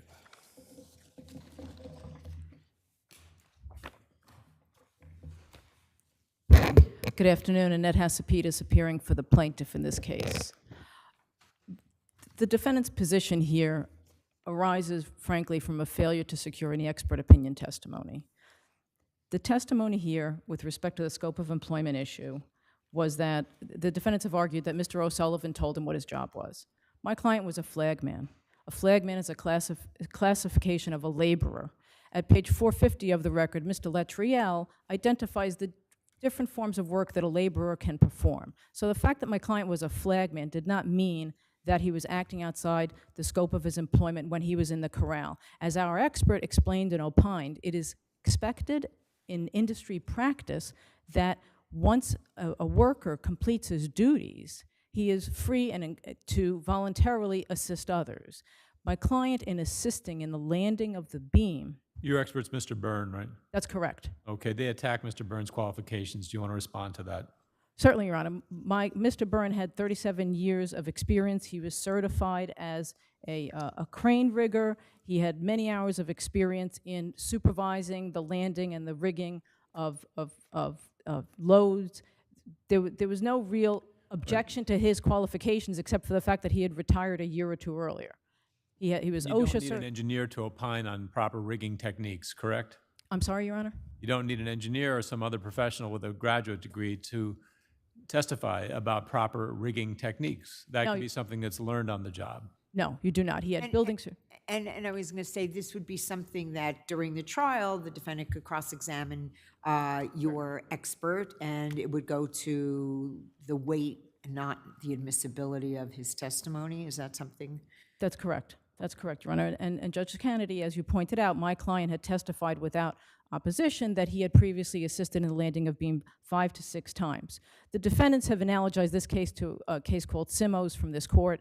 It's completely distinguishable. In Simos, you had a flagman who attempted to operate a man lift. This is not that case. The landing of a beam, as Mr. Burns explained, is consistent with the unskilled work of a laborer. So when my client was in the corral and he was there to assist in landing the beam, he was acting consistent with the scope of his employment. I'd further point out that there's been a lot of testimony about what Mr. Carmody said and didn't say. Mr. Carmody didn't tell him to leave the corral. My clients testified that after he assisted in landing the beam, He turned to leave. He stepped away. He heard Mr. Carmody seem to be having trouble with his radio. He turned around, said, "What's the matter?" He said, "I don't know." Essentially, Mulligan is not answering. So my client stayed there. That's why he was present there. And as Mr. Carmody turned away for 3 to 4 seconds, apparently Mr. Mulligan operated the crane in a fashion that the hook caught the flange and caused the beam to flip off the truck, and that's Mr. Carmody's testimony at 5:12. The defendant, throughout his brief, says that the beam was knocked off the truck by the hook. That's not the case. Mr. Carmody never even uses the word knocked off. Counsel, if I may, I know, defendants say, plaintiff doesn't, it's not protected under 241 because it didn't happen the way he said it did. So my question to you is, what competent evidence did they put in to challenge that? I'm glad you've asked that. Mr. Carmody testified that he turned away from the truck, and plaintiff was to the side of him. He was turned away for 3 to 4 seconds, and that the flange of the beam was caught and it flipped. And I asked the court to take a look at pages 512, 529, and 544 to 546. And those pages established that Mr. Carmody was turned away for those 3 to 4 seconds. He says, "All I saw was Big Mike falling on the beam." Judge Bluth got it right when she reviewed the testimony, and she determined that Carmody's testimony was consistent with what plaintiff testified.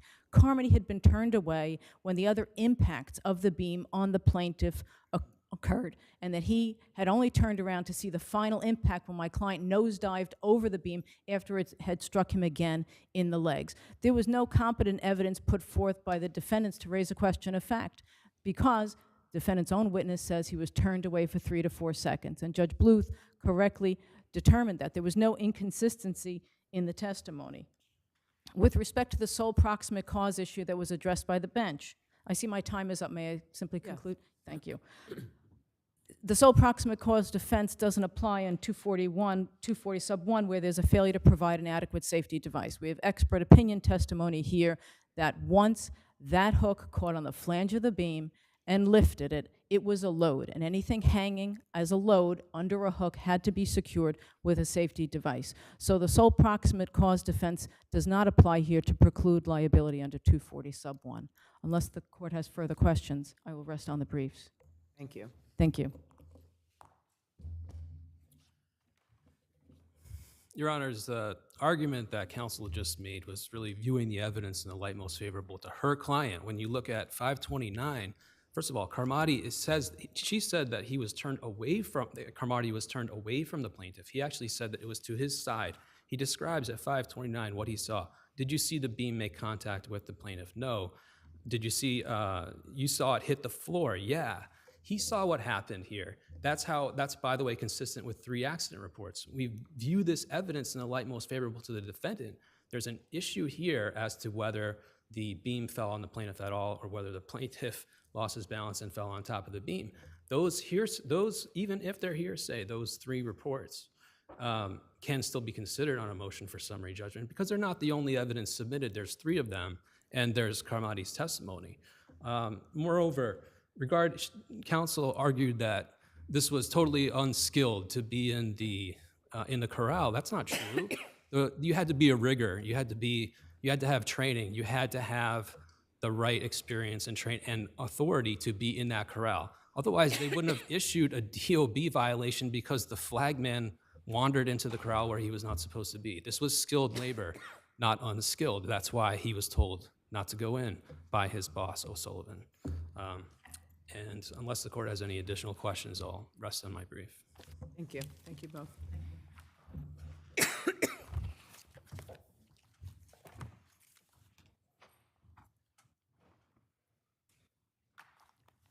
Panasia State against Tapas, Imas.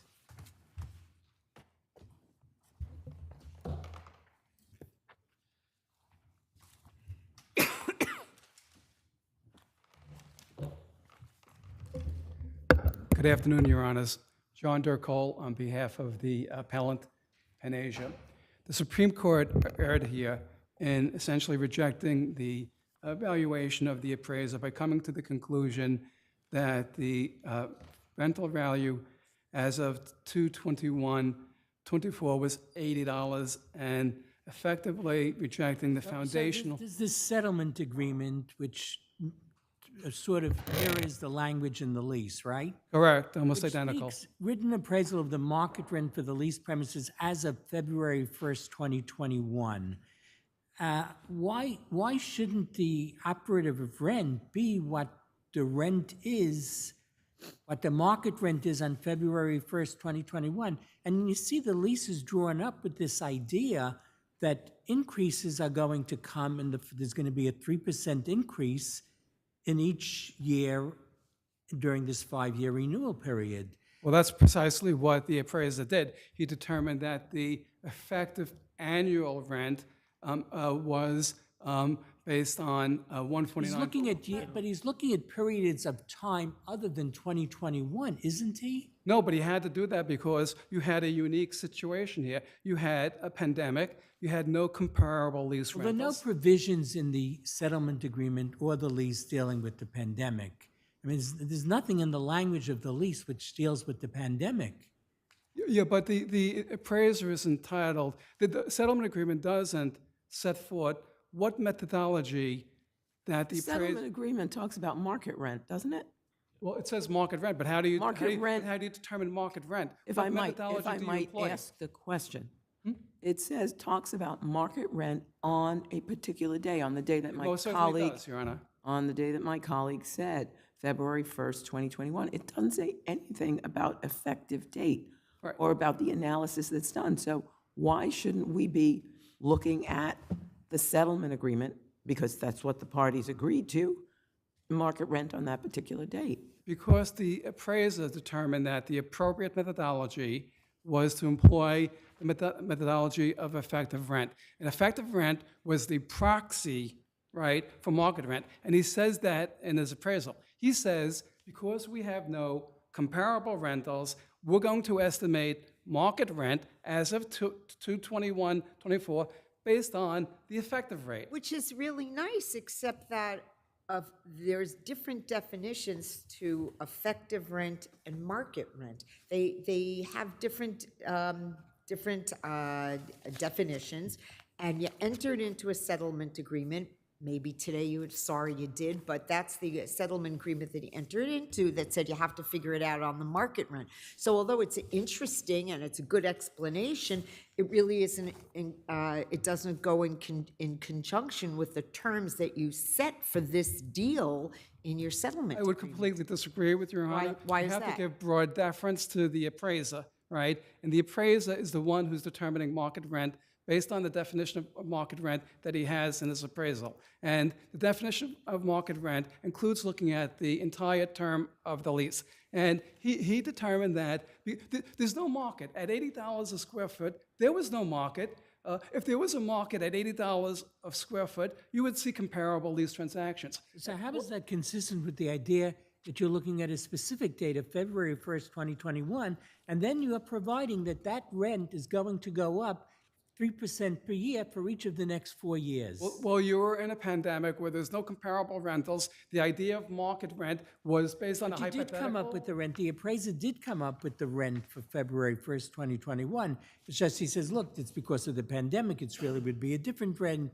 We would consider the other years in renting it.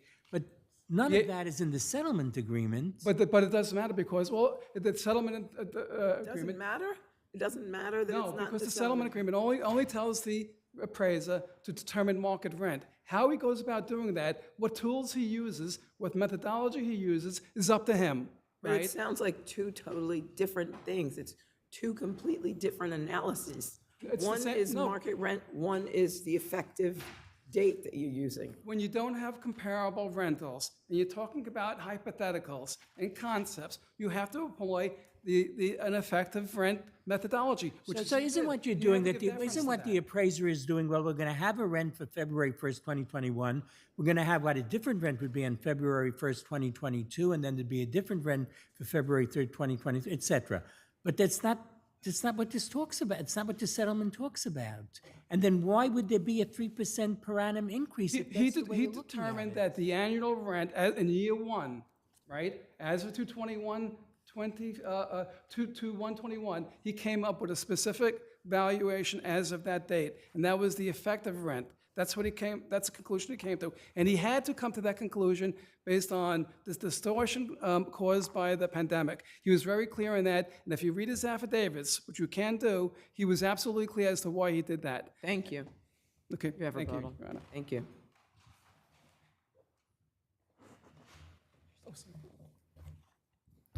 May it please the court, Matthew Daly for the respondent, the tenant here. Lift the microphone up. Yes, yes. Apologies, Your Honors.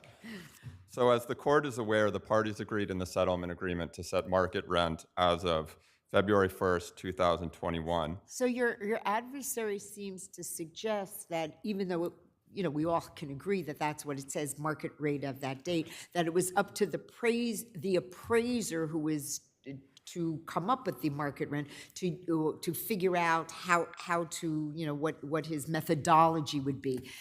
And could he do any kind of methodology, or was he supposed to be guided by the parameters of the settlement agreement? Yeah, so he's guided by the parameters of the settlement agreement, and what the case law is very clear on is that it's the court's job in the first instance to interpret the contract, to resolve disputes over the contract, and to enforce the parties' methodology. So it's not up to the appraiser to alter the methodology based on what the appraiser thinks is fair or unfair. And when you read the appraiser's post-litigation affidavits, it almost sounds like he's a lawyer for the landlord here making arguments about what the contract says. One argument that he makes and that your opponents make is that the expert was unable to use parties' leases that were entered into in February 2021 because nobody was doing restaurant leases at that time.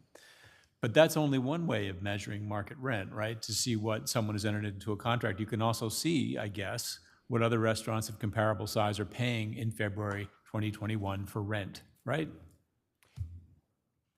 If I follow your Honor's question, that's correct. And I think what's important here is the appraisal contains two distinct concepts. The appraisal uses the exact concept of market rent as of February 1, 2021. It made an explicit finding of $80 per square foot, and then it has this alternative concept of effective rent. Both concepts are in there. We're fortunate that the appraiser did do his job in terms of looking at February 1, 2021 and coming up with what the number was.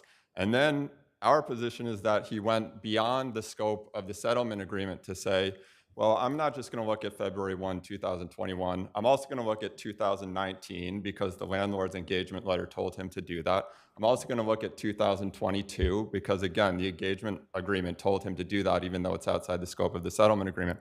And then what he says is to account for the changing rent over these various different time periods, I'm going to essentially blend the rates to come up with this effective rent number. That has no basis in the settlement agreement. And I think what's important to keep in mind here is even though the settlement agreement tracks the language of the lease to some extent, this was entered into in October 2022. Everybody knew that February 2021 was around the bottom of the market. The landlord agreed to this. They are also obviously aware of the pandemic at that point. Everybody was aware of the pandemic at that point, and to put a cap on that, everybody had in hand an appraisal that had previously been conducted as of January 2021. That appraisal came up with a figure of $86 per square foot, which is very close to what the second appraisal came up with. The landlord had that in hand when he entered into the settlement agreement, and they agreed to this very specific language of market rent as of February 1, 2021.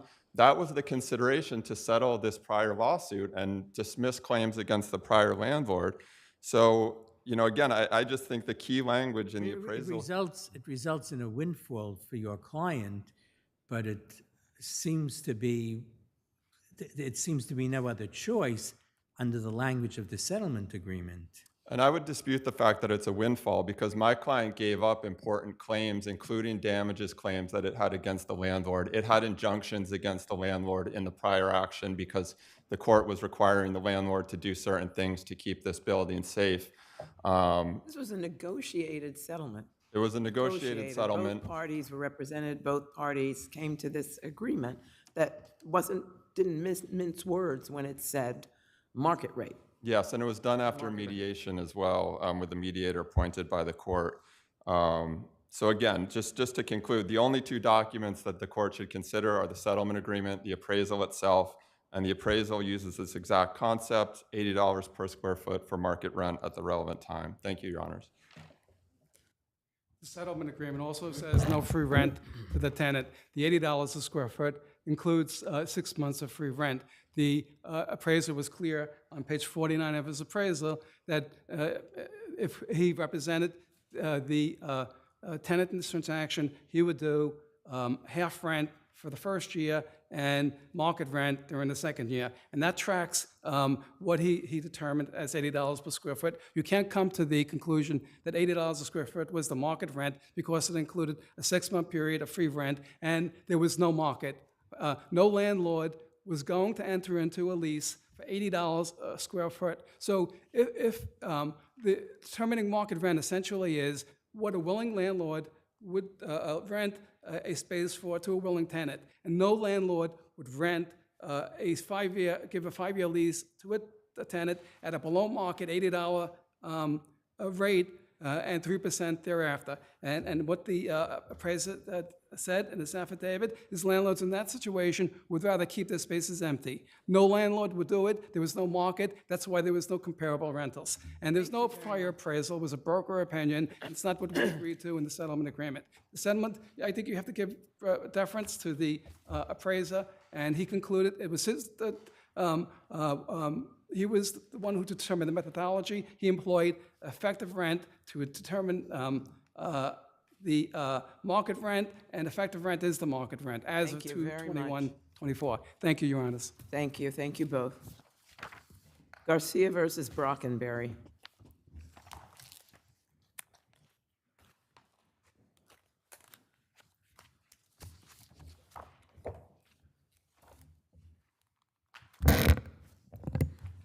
Good afternoon, Your Honors. Monica Romero for Defendant Appellants. And there are just 2 points that I would like to make today. Can you hear me? I beg your pardon? I was asking if you can hear me. Can we hear you? Yes. You represent the defendant. Yes. Yes, and you would like us to know that he was making a left turn and his dash cam indicated that no one was in his vision. There was no one over the hill, and that you have an expert who said that the plaintiff was going 15 miles over the speed limit, and you would like us to find in favor of your client. Yes. Is there anything else? Just basically, the only claim from the Bill of Particulars on plaintiffs' filings and motions and briefs is an alleged violation of the defendants of Section 1141, and the evidence, the video, and the expert report clearly established that there was not a violation of that section. The video and the expert report established that the plaintiff did violate Section 1180 because he was speeding.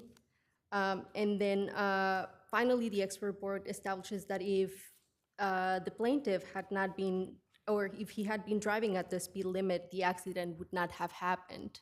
And even though we argue against the admission of plaintiff's alleged expert report because he did not submit his qualifications, that expert report does not contradict that conclusion, that if he had been driving at the speed limit, the accident would not have happened.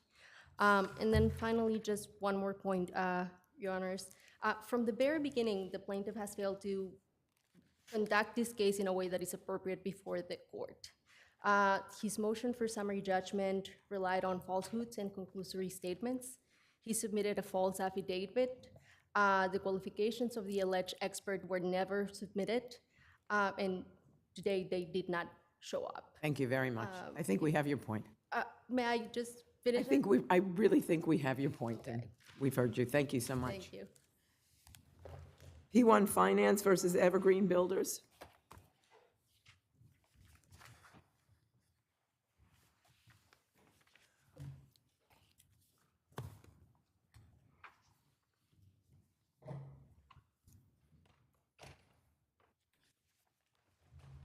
You may begin. May it please the court, I'm Stephen Leggum, I represent the plaintiff appellant.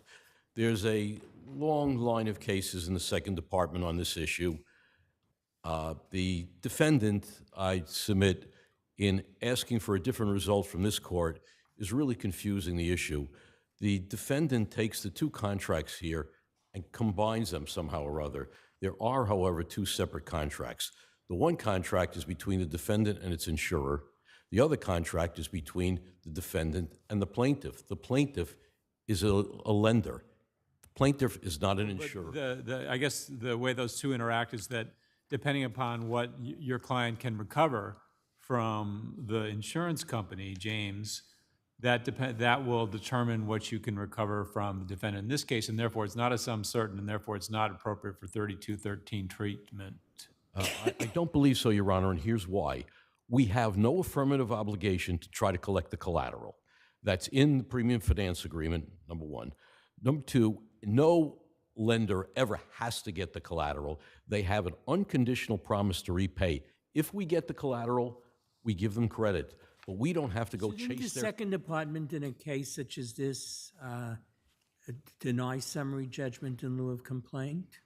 No, Your Honor, that's the... Sky Material? the U.S. Sky Materials- Premium Finance versus Sky Material? No, that's the one case where the Second Department did not order a recovery. And the reason was there was a dispute there as to the amount that had been paid back. Monies came in later, and what the Second Department said was... There's a dispute as to the amount of unearned premiums, right? No, it was actually payments that came, I think it was payments that came in from the insurer, but either way, it doesn't matter. What happened was, at the time the action was commenced, X dollars were owed. Monies came in later, and the Second Department said, now we have to go beyond the documents. We have to go beyond... So why don't you have those issues present here? If there are return premiums or there are unearned premiums here, don't we have to know those amounts before you can decide? The collection record sets forth everything we got. Whatever we received from whatever source is on the collection record. The bottom line is what's owed. We But gave doesn't them there credit. have to be a calculation to be able to determine that because of the unearned premiums? No, Your Honor. Here's why. The only calculation is just subtracting. We start with the amount owed, $1. We got paid back 70 cents. We're owed 30 cents. It's really no more complicated There than are that. no unearned premiums here? There are no unearned premiums here that may be coming back? Whatever unearned premiums are set forth. There are no unearned premiums that may be coming back from James River to the defendant? As of... Which would come back to you? As of the commencement of the action, we gave them credit for every dollar we received, and as of today, we received no more money. So the balance that we seek is the balance that is still owed as of this day. If they have a claim against their insurer for monies, they can go get it. We're only too happy to get it. We don't care where we get it. We just want to get our money back. And we believe we're entitled to judgment, summary judgment in lieu of complaint. Thank you. Justice Renwick, just very briefly, if I may, very briefly, I will be very brief. I thought I heard you say that this was an unconditional promise to pay. Did I hear correctly? Yes, Your Honor.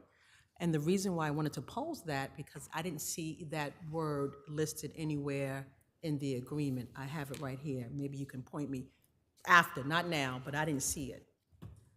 Your Honor, it's on the first page of the premium finance agreement where there's a promise to repay.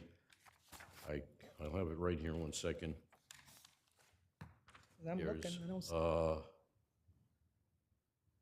There's two boxes, and then below it, it says the following. In consideration of the premiums paid or to be paid, lender, on behalf of the borrower promises to pay to the order of P1 Finance a division of the total of payments subject to the provisions set forth herein.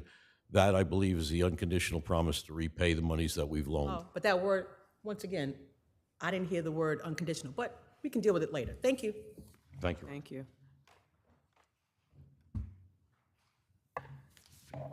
Your Honor, Charles Walshine, may it please the court, for the defendant, Evergreen Builders.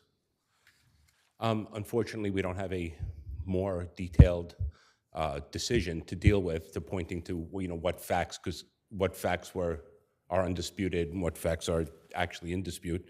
There's this omnibus denied, which means, to me anyway, that the lower court believed that there are issues of fact to be determined as to the validity of contract and the notice of default, which the court hasn't addressed. If that appears on the face of the record, on undisputed facts that are.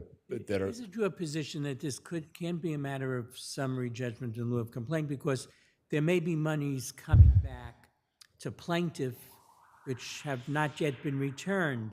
Oh, pardon me, that's yours again. Maybe not. Okay.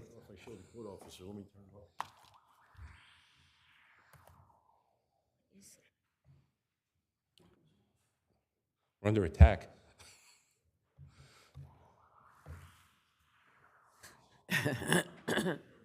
Oh, you sound like the new Star Trek. Okay. I'm sorry, Your Honor. So that there are monies that may be coming back from James River to you, which would go to plaintiff. Is that your position? Well, it would be. I mean, in the writer, there's. Let me put the question a different way. Why don't we know just how much money is due from you to plaintiff?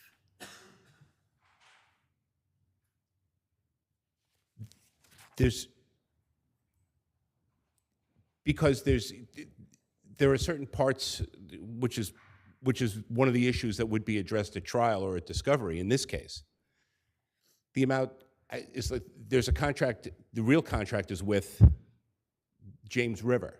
So if the contract was terminated halfway through, there's a provision addressing just that contingency at page number 63 of the record, which says minimum policy premium.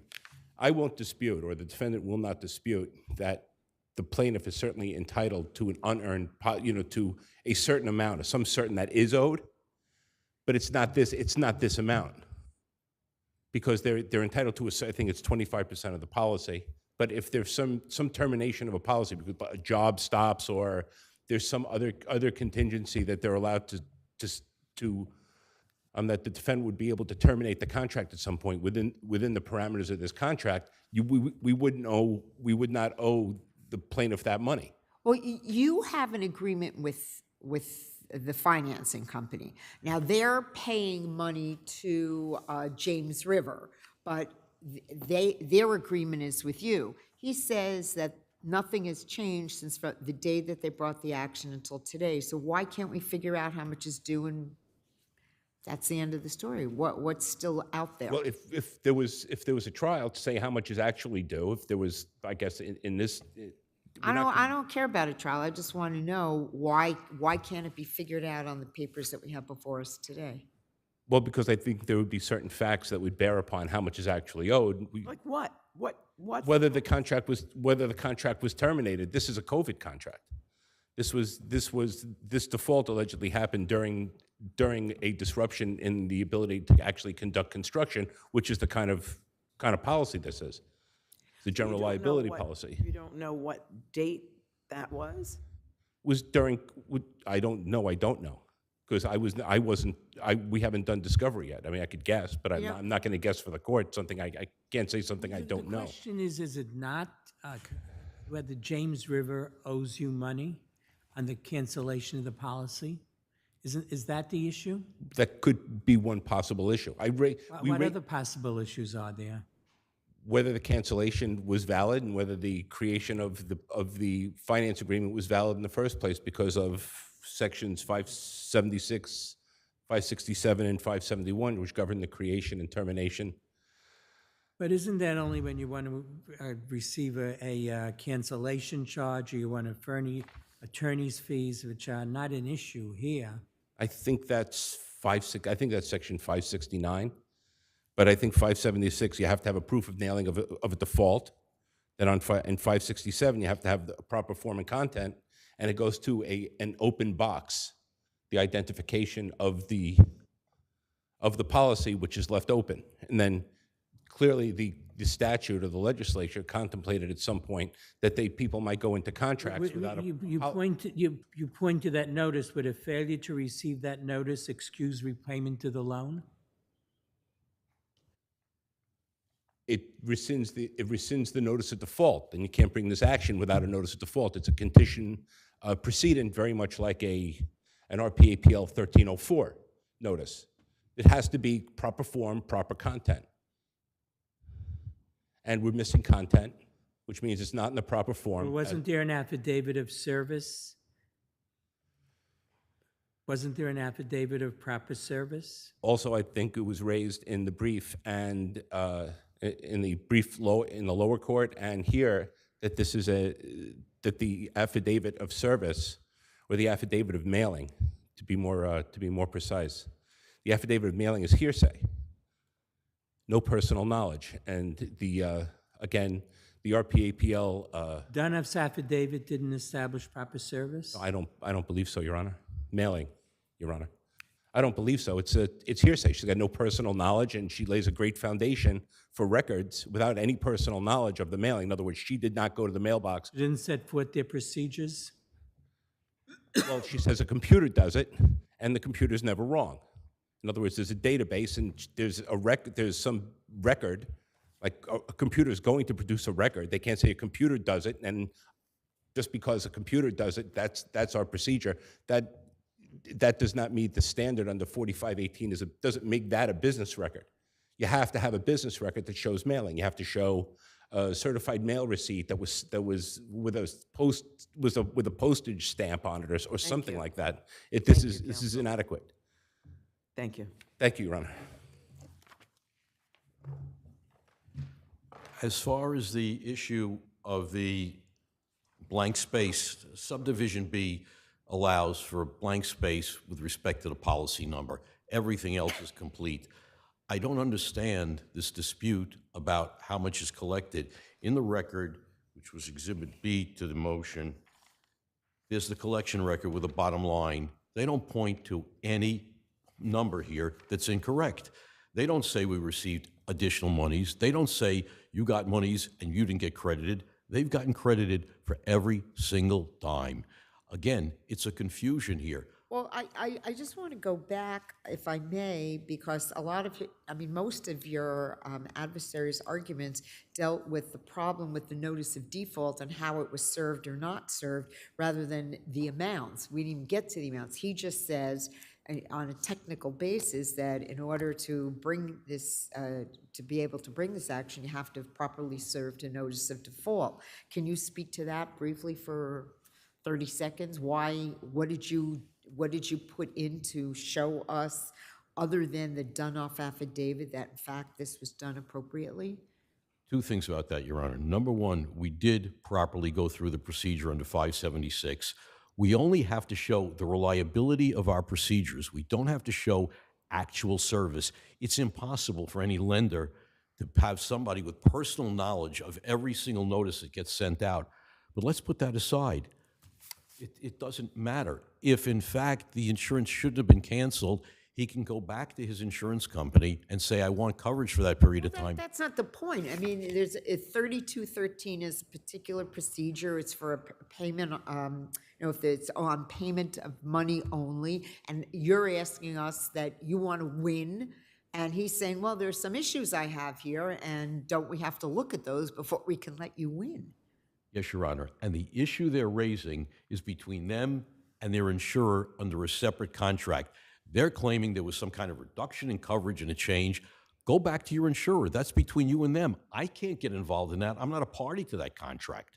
Okay. So I can't do anything to compel the insurer to pay him under his contract. That's the defendant's contract, and if the defendant believes they're owed money, the defendant had ample opportunity to try to go and collect that money from their insurance company. They still can do it. We've loaned money. It's no different than if we were a lender, we financed a car. You've got a claim for some problem with the car or a claim against the dealer, go deal with the dealer. But we've advanced the money, and we just want our money back. That's all we're asking for here. And I believe that we've qualified here. We have a promissory note, the instrument for payment of money only, the premium finance agreement, and we have an undisputed collection record. All we have on the other side is maybe this, maybe there's more money, maybe the insurance company owes us more money. Go to your insurance company, get it from them. Oh, we don't care where we're getting paid. We just want to get our money back. We believe we're entitled to reversal. Thank you, Your Honors. Thank you. Thank you both. Carney versus City of New York.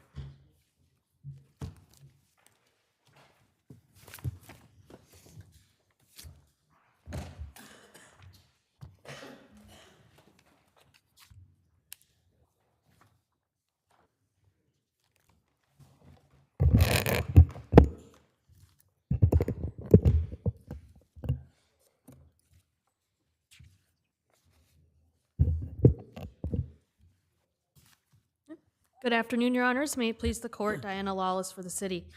The Supreme Court should have granted the city's summary judgment motion. The plaintiff here attributes the cause of his fall to a tree guard around an empty tree well we couldn't see in the dark. The city lacked prior written notice of the allegedly defective tree guard. Plaintiff raised no tribal issue of fact on that point. The city's There were record... 311 calls to 311. 311, is that equal to prior written notice? No, so this court in the Harvey case, Your Honors, from 2019 has said that a 311 call, or other cases too, have said a 311 call isn't prior written notice, and that calling it what plaintiff does as a service request is not either. And then even if we look at the content, it was 2 days after the tree was removed, and all it is I'm the abutting property owner, and the tree well lacked a tree. That doesn't show any defective condition. It doesn't even mention that the tree guard was there. I think there's something about Big Apple. Does that refer to the tree guard or to a sidewalk or what? Well, just to start, the Big Apple map is from 2003. It doesn't matter because it's undisputed that the tree was removed in 2016. The accident happened in 2017, so it's not probative at all. Even it could possibly make a connection to the same symbol, which you can't. There are discussions of in front of the property and the property next door, cracked sidewalks, things of that nature. But this court has said that that's not, in Gutierrez recently, that awareness of a... So even assuming there's no prior written notice, what right. about the cause and create argument? That So you didn't raise the a- absence of a tree, made it dangerous. Well, I don't think there's a tribal issue of fact on that, that the city immediately caused a dangerous condition, right, by removing the tree. So this exception only applies when a hazardous condition would have been immediately apparent to the municipal employees who created it. So all we know here is a tree was removed. So that left a tree guard, and that left a tree well. And we know from cases that we've cited that from this court that a tree guard by itself is not considered an inherently dangerous condition, and that a empty tree well is not an inherently dangerous condition. And all that plaintiff attributes the dangerousness to is that he didn't see it at night, and he didn't see it because of the lack of the tree at night, because of the lighting conditions. But the tree well was black. I mean, we can see that from the photographs, so that made it harder to see in the lighting on 26th Street on that area. Right, so we're not disputing that the factors for the purpose of this appeal, we're not disputing I acknowledge there was argument about this below about whether or not it's an inherently dangerous condition. We don't dispute now that it could have been dangerous because of the lighting factors and all the factors came together. But for the affirmative negligence exception to apply to the prior written notice rule, you have to prove that the hazard condition would have been immediately apparent to the municipal employees who created it. And there's no evidence that the city knew as soon as it removed the tree that the nighttime lighting conditions would obscure the tree guard. Everything in the plaintiff's affidavit, the plaintiff's expert affidavit, doesn't cite to accepted standards for what needed to happen or what didn't need to happen about the conditions. It also never said what the lighting conditions were at the time the tree was removed versus the lighting conditions at the time of the accident versus the time that the expert went to visit the location. So there's just no tribal issue of fact that the city knew that this could become dangerous at night. And when the court said, oh, well, it's just a combination of factors, that might work for dangerousness, that doesn't work for the exception to prior written notice, which requires an act of affirmative negligence to be a substitute for notice. The city what that exception does is it says the city was aware because it had notice of what happened, because it was there and it created the problem and it immediately knew there was a problem. So for those reasons, we ask that you reverse and enter judgment in our favor.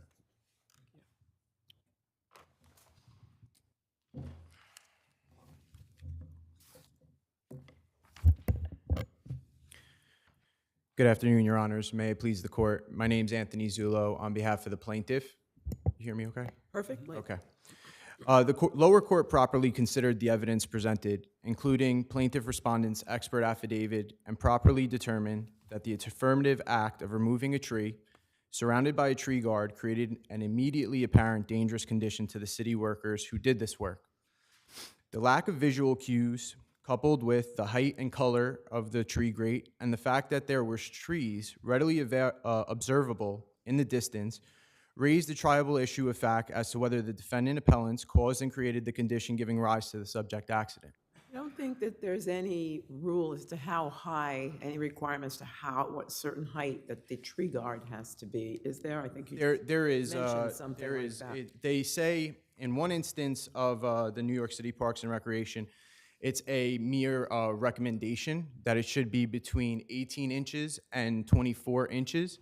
And then if you look actually on the New York City... Recommendation isn't a requirement. Correct. Okay. But also on the New York City Parks and Recreation website, it says it shall be 18 inches or higher. So again, I think that that's like another dispute here. But this was 17 inches high, the tree guard. And the removal of a tree grate, there's a lack of visual cue now for a low-lying tripping hazard that's immediately apparent. So counsel just finished talking about the difference between an act of omission rather than an affirmative act of negligence. So how is this an affirmative act of negligence? Well, the affirmative act of negligence is removing the tree but allowing a tree grate to still remain. That is a low-lying tripping hazard that's not readily observable to the person's line of vision that's walking on a narrow street in the city with oncoming pedestrians. Was counsel correct or not in stating that in order to be an exception to the notice provision, that that whatever was the condition that they created was immediately recognizable to them as a dangerous condition? Is she incorrect about that? I would agree that in part she is correct, but here is the difference between the case law that she is referring to and the case law and really what happened in this case. All the cases that she talks about it being readily observable, they regard either like street, I apologize, sidewalks or potholes, potholes in the street.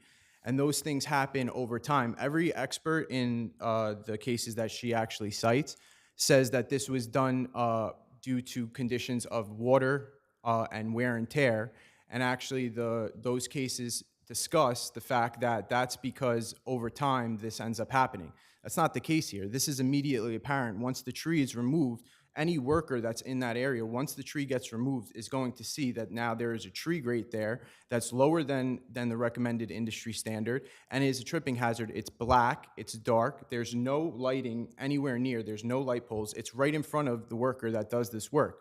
I'd also like to mention the fact that the New York City Parks and Rec does not mandate tree guards at all. That is not a mandatory thing to have those there.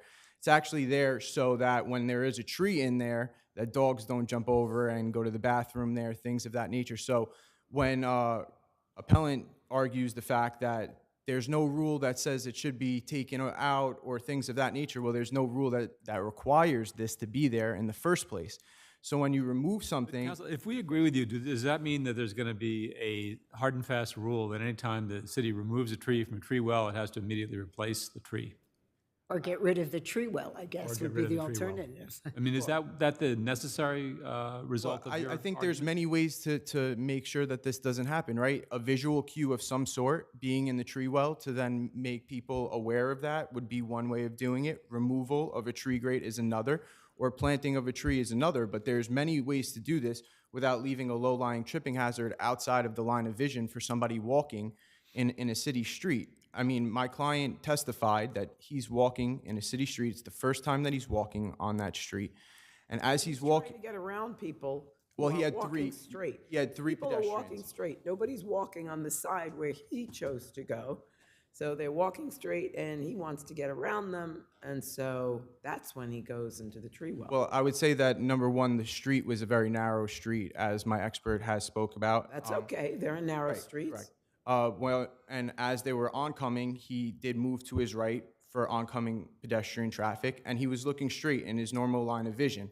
He also stated the fact that there was other trees that were planted in his line of vision that he saw right in front of him, but he didn't see a tree grate that was not there that was there, that was dark in nature and dark in color, that he could not see because there was nothing inside of that tree grate.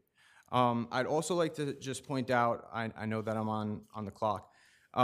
There's two, of course, we have an expert that talks about the fact that this is a dangerous condition that was created.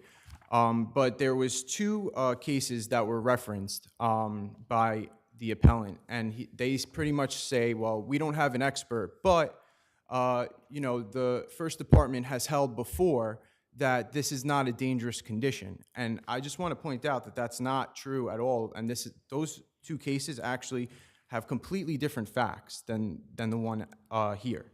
So in Cavell, there's a tree in the tree well, which is completely different than the one here. And in the other case, there is no tree grate at all. So these are completely different facts than what we're here for today. There has been nothing that's been heard with facts like the factors here. And those two cases should not be conclusory that a tree grate is not a defective condition, because it should be a factor test to determine whether it's a dangerous condition. Thank you very much. Thank you.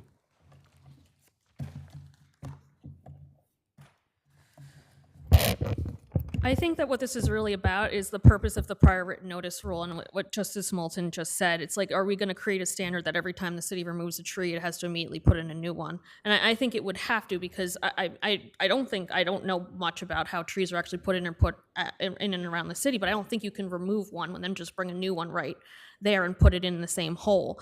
The purpose of Next day. it could, well, I mean, it could, I mean, maybe they could be, but I mean, I think the whole point is that for prior written notice, I mean, there's also no requirement that we fill every tree hole. There's no law that says we have to fill every tree well with a tree.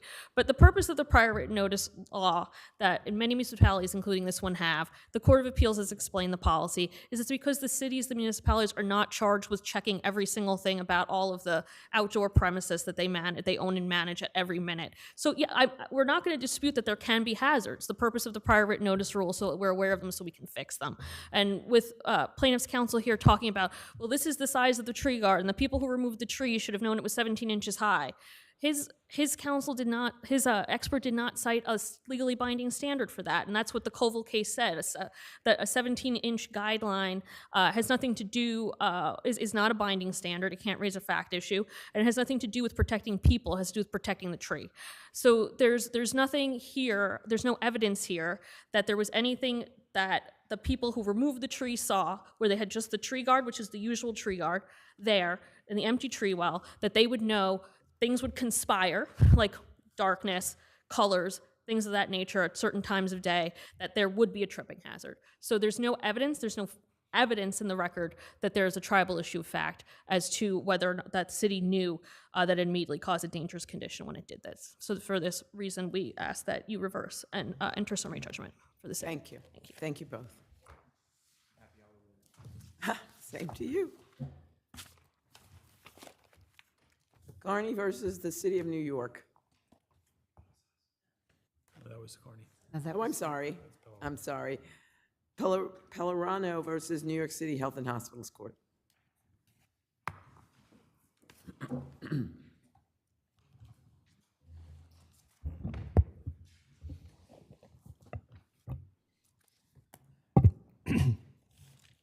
Good afternoon, Your Honors. My name is James Ford, and I represent Wellington Pellerano in this matter. A few things that I wanted to highlight for the court. At no point in the entire history of this litigation and the motion practice was there ever any claim that the underlying medical malpractice action lacked merit. There was no prejudice either claimed or shown in any way by the defendants. That's not, no one said there was. Correct. And the basis obviously is that we did. The question is a law office failure. I think there was an issue about whether there was any response by plaintiff counsel to the discovery issue. I think that's what it was. Maybe I'm.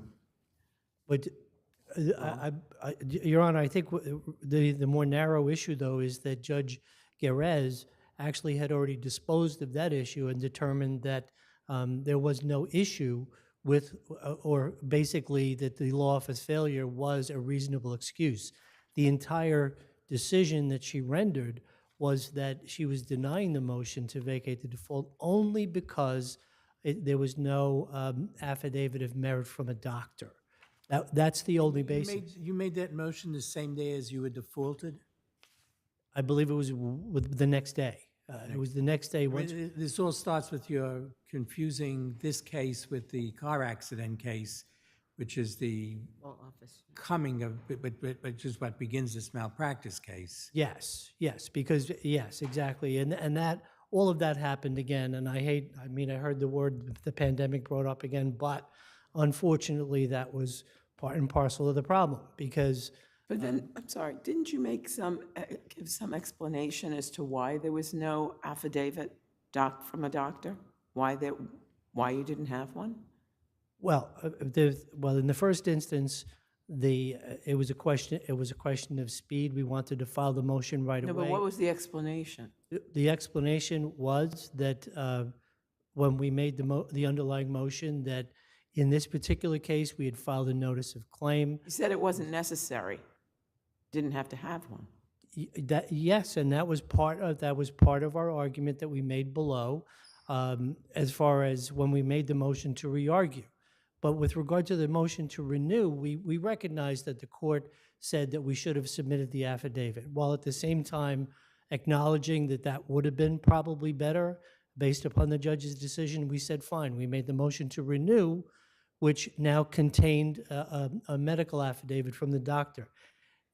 Judge Garcia's decision below that we're appealing made no reference at all to the motion to renew. She didn't separately say anything in her short decision about the motion to renew. She said that your motion was couched as a motion to re-argue, correct? Correct. So she dealt with the motion to re-argue. And that's it. And then did not consider the motion to renew. Correct. So there was no consideration given to the merits of the affidavit of merit of Dr. Ladd, which would have satisfied the second prong to determine the case on the merits. As this court, the First Department has basically held over and over again that in a motion like this, substantial fairness is what the key is. And not to dismiss a case on a technical grounds like that. And there are an entire line of cases that we cited where the First Department has basically excused either an improper affidavit or an affidavit that was submitted late in support of a motion to vacate a default. So this is not a situation where anybody was ever saying that there was no merit to the underlying claim. And the Health and Hospitals and Lincoln Hospital, they never said that it didn't. They never said anything in opposition to Dr. Ladd's affidavit of merit at all. So what we have here is a situation where Judge Garcia, I understand that she did stick with her prior decision, but she never even addressed the standards or the papers that we submitted with regard to the motion to renew. And that should have been considered and been sufficient in order to allow Mr. Pellerano to continue with his action on the merits. There was a tremendous amount of discovery done. If I could just finish my thought, Your Honor. I think one of the keys is the tremendous amount of exchange of information that was done as far as notice of claim, bills of particulars, things like that had already been served in this case. Thank you. Thank you, Your Honor.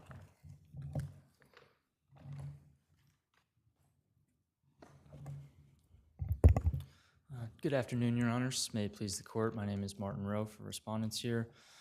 Respondents respectfully request that you affirm the decision of the court below, denying the vacature motion and adhering to that decision on re-argument. Well, what do you think about the fact that the judge omitted to make any decision on the renewal portion? Shouldn't she have had to do that under the CPLR, decide one thing about the motion to re-argue and something about the motion to renew? Yes, Your Honor. It definitely would have been better if the judge below had been clearer exactly delineating which part of the decision went to that. It's our position that the decision... What part of the decision do you think went to that?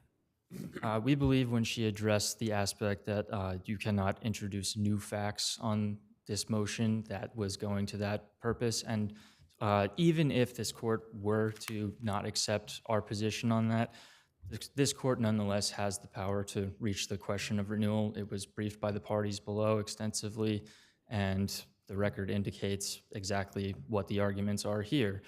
As to the re-argument portion, there's a bit of a strange... So if we address renewal, we'd see that there was an affidavit from a doctor now. That's what you're asking us to do.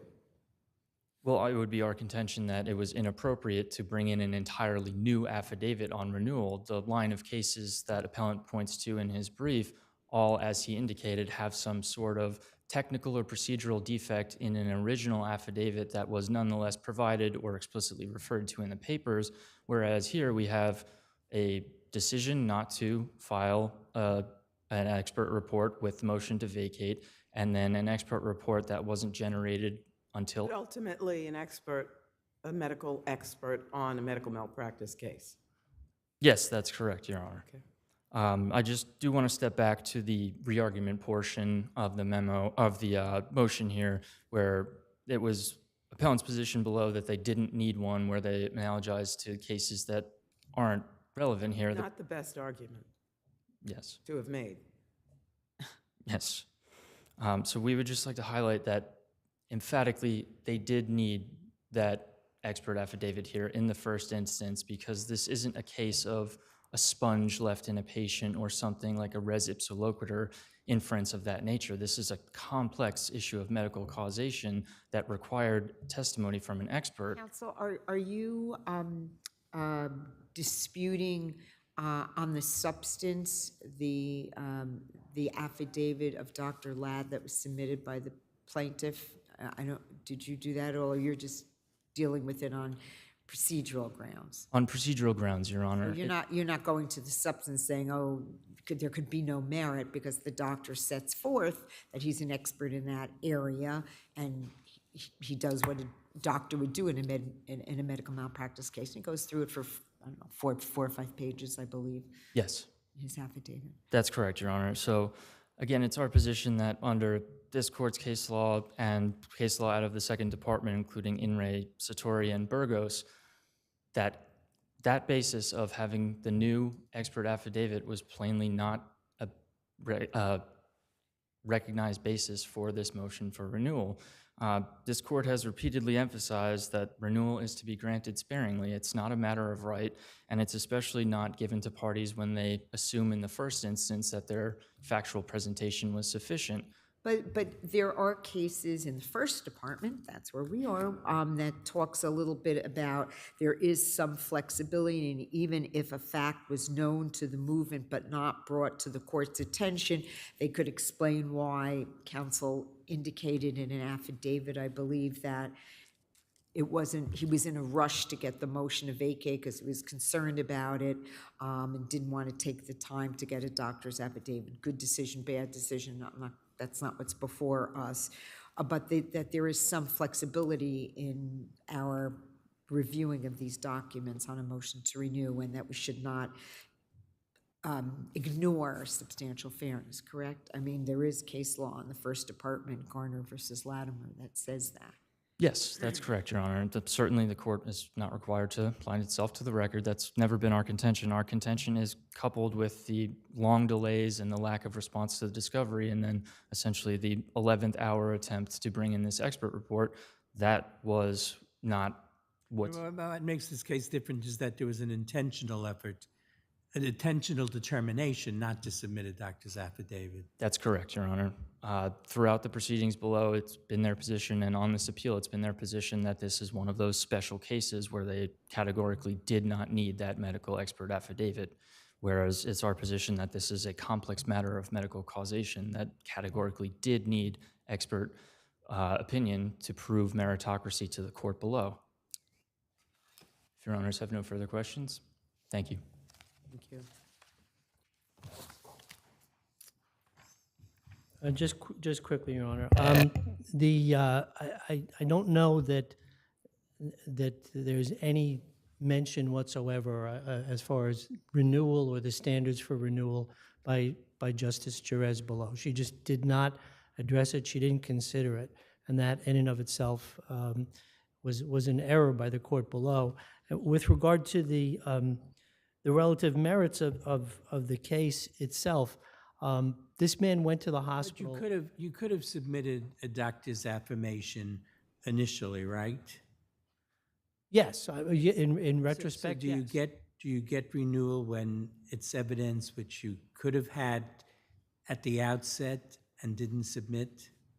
Well, there are cases and lines of cases where we have cited in our brief that if it's an error, like for example, if one of the controlling cases that I was looking at by this department, Twos versus Legiadro, this court has said the strong public policy of this state to dispose of cases on the merits rather than on technical defects or law office errors that have no impact on the relative merits of an action. So there's been no claim ever that this is not a meritorious cause of action. It's if it was a mistaken law office failure or strategy, that's not what should be controlling. Yes, it shouldn't be controlling in a case to dismiss someone's case where it doesn't affect the ultimate merits of the case itself. And there's been absolutely no claim that there's no merit to this underlying case. And again, I have to go back to the notice of claim that was filed. The man sat for 100 and something pages of a 50H transcript where he was asked questions extensively about what happened to you, what's the scenario, what's the chronology. Which is why it's so surprising that your office, I guess, or whoever it was, thought that there was no need for a medical affidavit Well, yeah, it was, again, and it took was, that position legally. yes. Thank you. Thank you, Your Honor. both.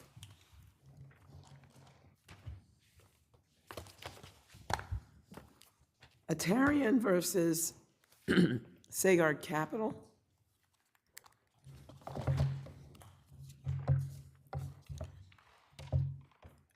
Good afternoon, Your Honors, Madam Presiding Judge. Jeffrey Schreiber from Meister Seelig and Fine on behalf of the appellants here, who are employees of IntegraMed America, Inc., and who still 4.5 years later have not been paid. The issues that arise from the motion court's dismissal of our claims under BCL Section 630A really boil down to two things. The first issue is a question of ripeness when an employer files bankruptcy. Now, by the way, that issue was before the Court of Appeals in the Sasso versus Vacris case. The Court of Appeals noted in that case that the plaintiffs in that case, their efforts to collect from the employer were thwarted by the bankruptcy. I actually went back and looked at the special term decision, the citation for it, just to be clear and make sure that, in fact, the plaintiffs there had not commenced an action against the employer, which the motion court here held was a threshold requirement, right? Filing a complaint, getting a judgment, and then going through the steps, all of which were precluded by the bankruptcy filing of their employer in this case. If you look at the special term decision, it's at page 798, right? Counsel, I mean, the statute doesn't say in the case of any bankruptcy filing that you can pursue a BCL 630 claim. It doesn't say that. Does not say that, Your Honor. In fact, And you can see that you maybe you're less and less sanguine about this as every day passes, but that you may get some money from the bankruptcy court.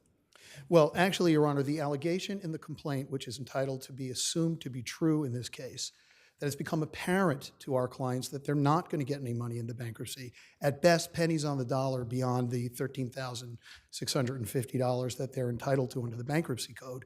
And yes, the statute does not create an exception. However, the statute also does not clearly create a threshold requirement in a bankruptcy case when it is obviously an exercise in futility and where the law bars you from actually undertaking the steps that BCL Section 630A requires. Nothing in our law requires people to go through some exercise in futility. There's no kabuki theater here where we do ceremonial things, especially where we're not permitted to do it. And again, Your Honor, I What do you will mean you're note. not, when you say you're not permitted to do it? Yes. The bankruptcy stay prevented my clients from filing complaints against their employer, IntegraMed. I understand that. And so would there not have been any other way to get a letter from a trustee or from the bankruptcy court that this would have been futile? Well, Your Honor, that did happen when Justice Scarpulo, while she was down Right, below. on had that this- case, right. And she made a point of indicating in that case that she had a letter from the trustee of Yes. bankruptcy. So could you have done something? That's what I'm asking. Could Yes, that have but been but done then? remember, we're on a motion to dismiss where the allegations in the complaint were limited to the four corners of the complaint. So what The in the fact- statute creates a special rule for a bankruptcy situation?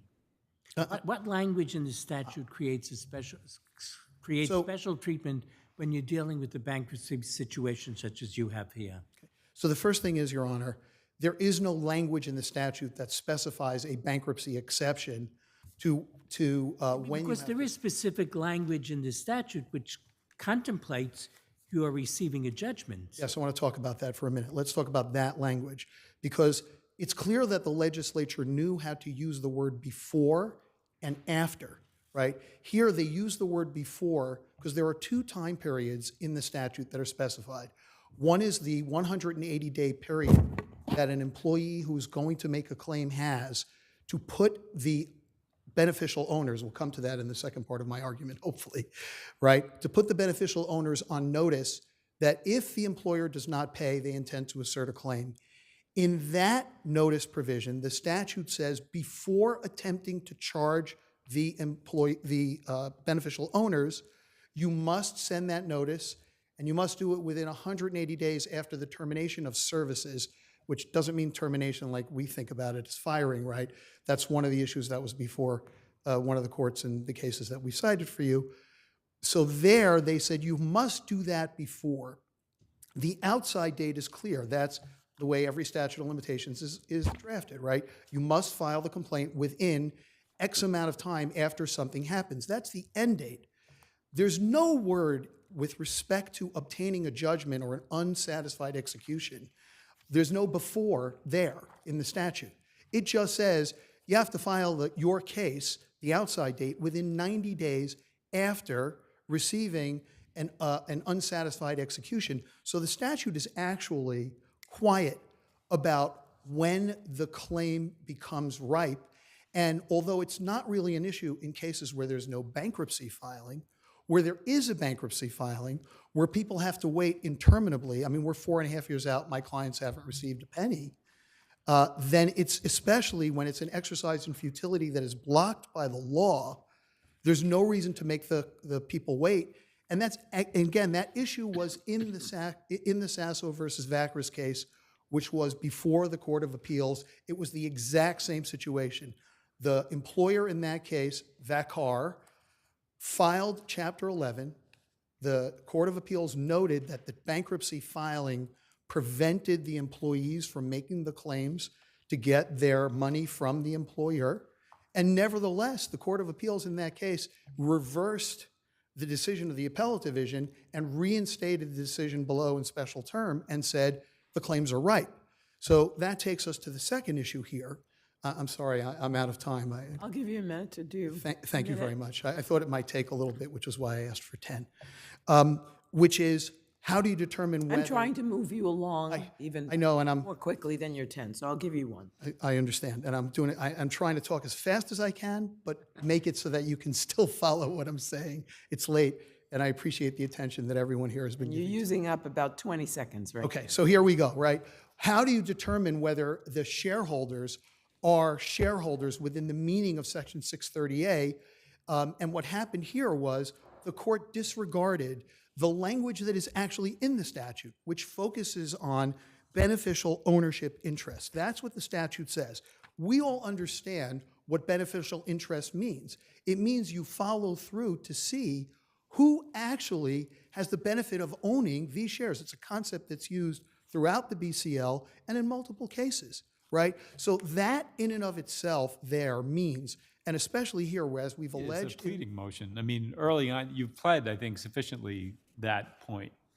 That's just my opinion. I can't speak for anybody else in this. I'm sorry, Judge Moulton, I missed... You've pled the alter ego, piercing the corporate veil, beneficial ownership, and we're in a pleading stage. So that's all you got to do. Yes, that's what we believed.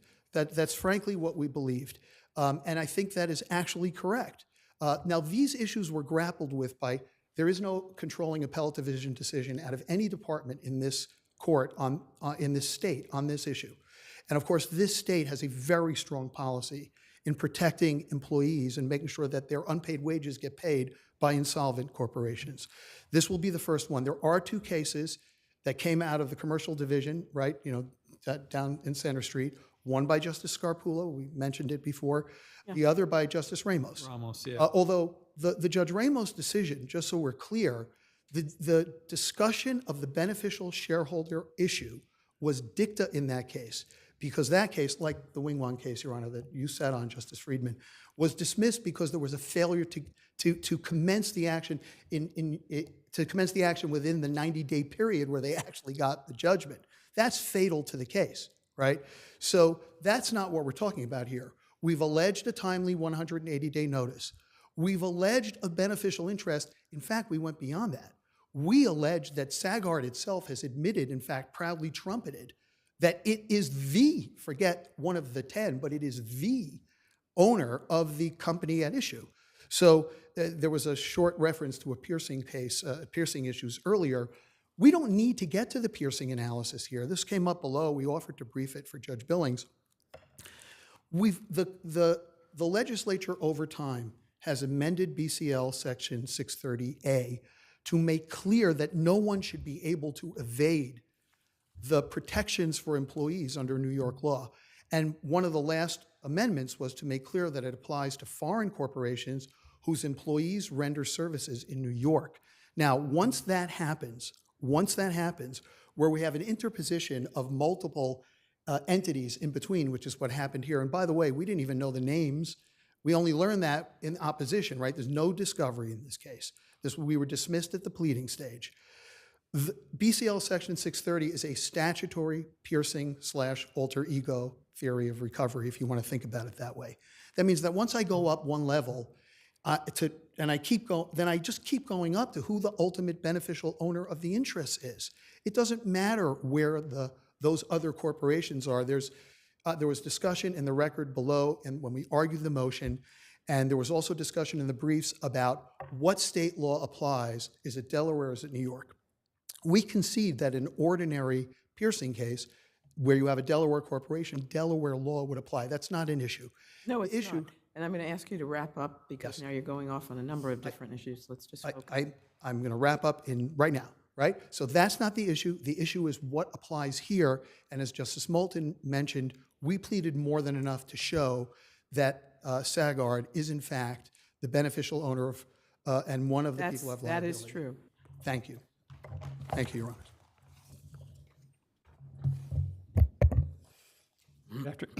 Good afternoon, Your Honors. Evan Cohen on behalf of Respondent Sagard. I want to address a couple points that my opponent made. The first with respect to the ability to proceed on a BCL 630 case in the absence of a judgment. There's nothing that suggests that a shareholder is meant to defend the liability of the underlying employer. I believe in the cases that my opponent has cited, there have been situations where the liability of the employer has already been determined. In the Getter case, there was the arbitration award. In the Sullivan case that my opponent cited to, there was a default judgment. In this case, the liability of Integramed to the appellants themselves is still a question. So where can the plaintiffs go to get a determination on liability while the defendant is in bankruptcy? I mean, those other ones, the bankruptcy happened a little bit longer, a little farther down the line, so they had the benefit of getting some kind of judgment or arbitration award. They don't have that here. Sure. So what are they supposed to do? Where are they supposed to get the liability determination from? Well, they could have sought relief from the automatic stay in the bankruptcy court to bring a case against Integramed. They didn't do that. They could have filed any number of motions to try and get their claim allowed, which they haven't done. I believe that I'm not a bankruptcy lawyer, but I've certainly consulted with one of my partners, and there are avenues pursuant to which that you can try and move your claim along or to try and adjudicate a liability. I've seen no evidence in the bankruptcy docket, and this is obviously not before your honors because it's not in the record, but there's been no effort to try and move forward a judgment. I think that what's important is that the cases that have allowed relief from the requirement that you get an execution returned unsatisfied, are circumstances that are that's where you're getting the relief from. You're not getting an exception from the requirement to get a judgment against the employer. I also think if you were to allow them to litigate Integramed's liability against Sagard, that would be in violation of the stay because you're necessarily litigating the liability of a bankrupt entity, right? You're litigating what Integramed owes to its employees while it is in bankruptcy. I don't think that you could do so. So is it your understanding Judge Billing dismissed this case as being premature, right? I believe that's right. She dismissed it for two reasons: that it was premature and that Sagard is not a shareholder under the statute. And did she? I didn't see it unless I missed it. Was it without prejudice that they could bring the case some other time, or? I interpreted it as that way. That if it was not ripe, that it would be not realistic to say that it's with prejudice. So that was my understanding. With respect to the beneficial interest, my opponent said that, talked about beneficial ownership interest, and that's not what the statute says. He's conflating two separate definitions. One is beneficial interest, which is the language in the BCL 630, and beneficial ownership, which he draws from BCL 912. I would posit to your honors that BCL 912 has, the legislature has shown that it can and does understand two separate definitions, beneficial ownership and beneficial interest. Beneficial ownership in BCL 912 talks about direct and indirect ownership, which tracks Form 4 for the SEC reporting, which is what my opponent relies upon to say that... It's your position here that Sagard is not a shareholder? My position is that Sagard is not the shareholder under BCL 630. Yes, Your Honor. Because the statute talks about, and Justice Billing said that you have to first be a shareholder. And in the cases that have looked at this issue, which is what beneficial interest means, is that the legislature meant to address those issues where you have a fiduciary beneficiary type relationship, where they didn't expect that the trustee who may own the shares in name but is not the economic beneficiary of the shares would have liability under this section. To my opponent's point on, I want to touch on everything that he addressed. With respect to the veil piercing, what he has alleged here is that the structure was set up for legitimate tax purposes and that it's standard industry practice. Under Delaware law, you have to show that the corporate form was used to commit a fraud and specifically created to establish that fraud. I think where you have a judicial admission that that the corporate form was created for a legitimate purpose and is standard industry practice forecloses his ability to plead a veil piercing claim. I would also just want to point out one last thing. I don't believe that the two cases, Getter and Wayzata, are necessarily inconsistent. I believe that Justice Scarpula in her decision didn't find that BCL 630 allows you to go up the chain. She relied on allegations of veil piercing for two separate entity groups to collapse those two and then to use BCL 630 to go from one group to the other. So I don't believe that it stands for the proposition that BCL 630 can be used to go up the chain of corporate ownership. And then finally, with respect to my opponent's statements that creating structures like this is not what the legislature intended, I don't believe that to be the case. And his point that they, in 2016, amended the statute to address the issue that foreign corporations were not previously subject to the statute shows that if there is an issue, and I apologize, may I finish my statement? If there is an issue with the corporate form being used to exploit BCL 630, which I don't believe there is, the legislature has shown that it is ready, willing, and able to address those issues. I don't believe it's for this court to address that alleged infirmity. Thank you. Okay, very briefly, two things. The first thing is if you look at page 11 of the record and you look at what Judge Billings said below, I know I'm not going to use the 6 minutes you gave me unless you have questions for me, right? So if you look at what Judge Billings said, she came up with this idea that nothing in Section 630A allows you to use it more than once to determine beneficial interest. I have no idea where that came from, right? The statute says as determined by the fair value of their beneficial interest. So once you pierce and you go up, then there's nothing that prevents you from getting to the ultimate beneficial interest owner to determine that they're a shareholder. That's number one. Now, I don't think we had to get deep into Delaware veil piercing, but I am going to point out, Justice Friedman, Justice Moulton, you decided a case called Gristides, I think it's in the papers, where you cited one of the Delaware leading cases on it. It's actually pretty old, called Pauly. But there hasn't been a significant development since then. Yes, it's very difficult to pursue a piercing claim in Delaware, but the standard is not you must show that the company that you're claiming was formed for the purpose of perpetrating a fraud. That's one of the things. By the way, the list is not exclusive, but it also permits piercing if the result of doing it, in other words, having a structure, would be contravention of law or public wrong. We have a strong policy here in this state. The legislature has said it. It's almost 200 years.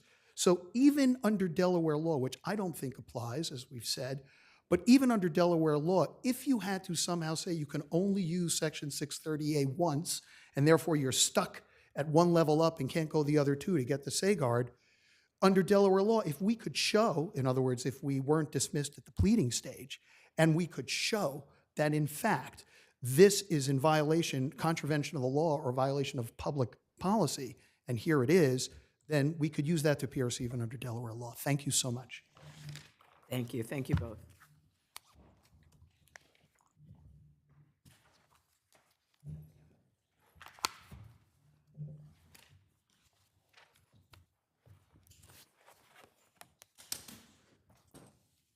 People versus Jose Pinetta.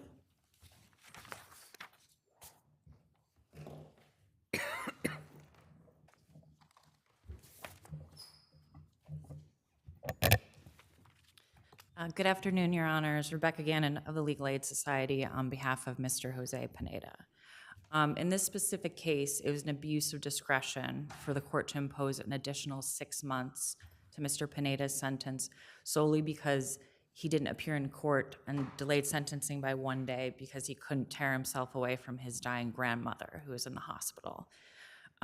It's undisputed in the record below that not only was he with his grandmother, but Mr. Pinetta did not leave the jurisdiction. He did not. How is it undisputed that he was with his grandmother? I'm sorry. I mean, I'm not saying he wasn't, but how is it undisputed? In the transcript, his lawyer actually checked both him and his grandmother's whereabouts on the day, because the day that he didn't appear, he was calling throughout the day saying where he was, and his girlfriend said he was also there. And he represented the whole time, and she checked to make sure the grandmother was in fact in the hospital, which is why sentencing had been delayed originally. He was clearly struggling to tear himself away from her. He didn't try to evade responsibility or minimize his conduct. But yet the attorney said that he was on his way at certain points. He said he was on his way. He and then did. He'd be there at 1 o'clock and all of this. He did, and I think the court understood that as him not being truthful, but really I think as you read the record and see what Mr. Pinetta said, he's trying to pull himself away from his family member who's dying to serve 3 years in prison and never see her again.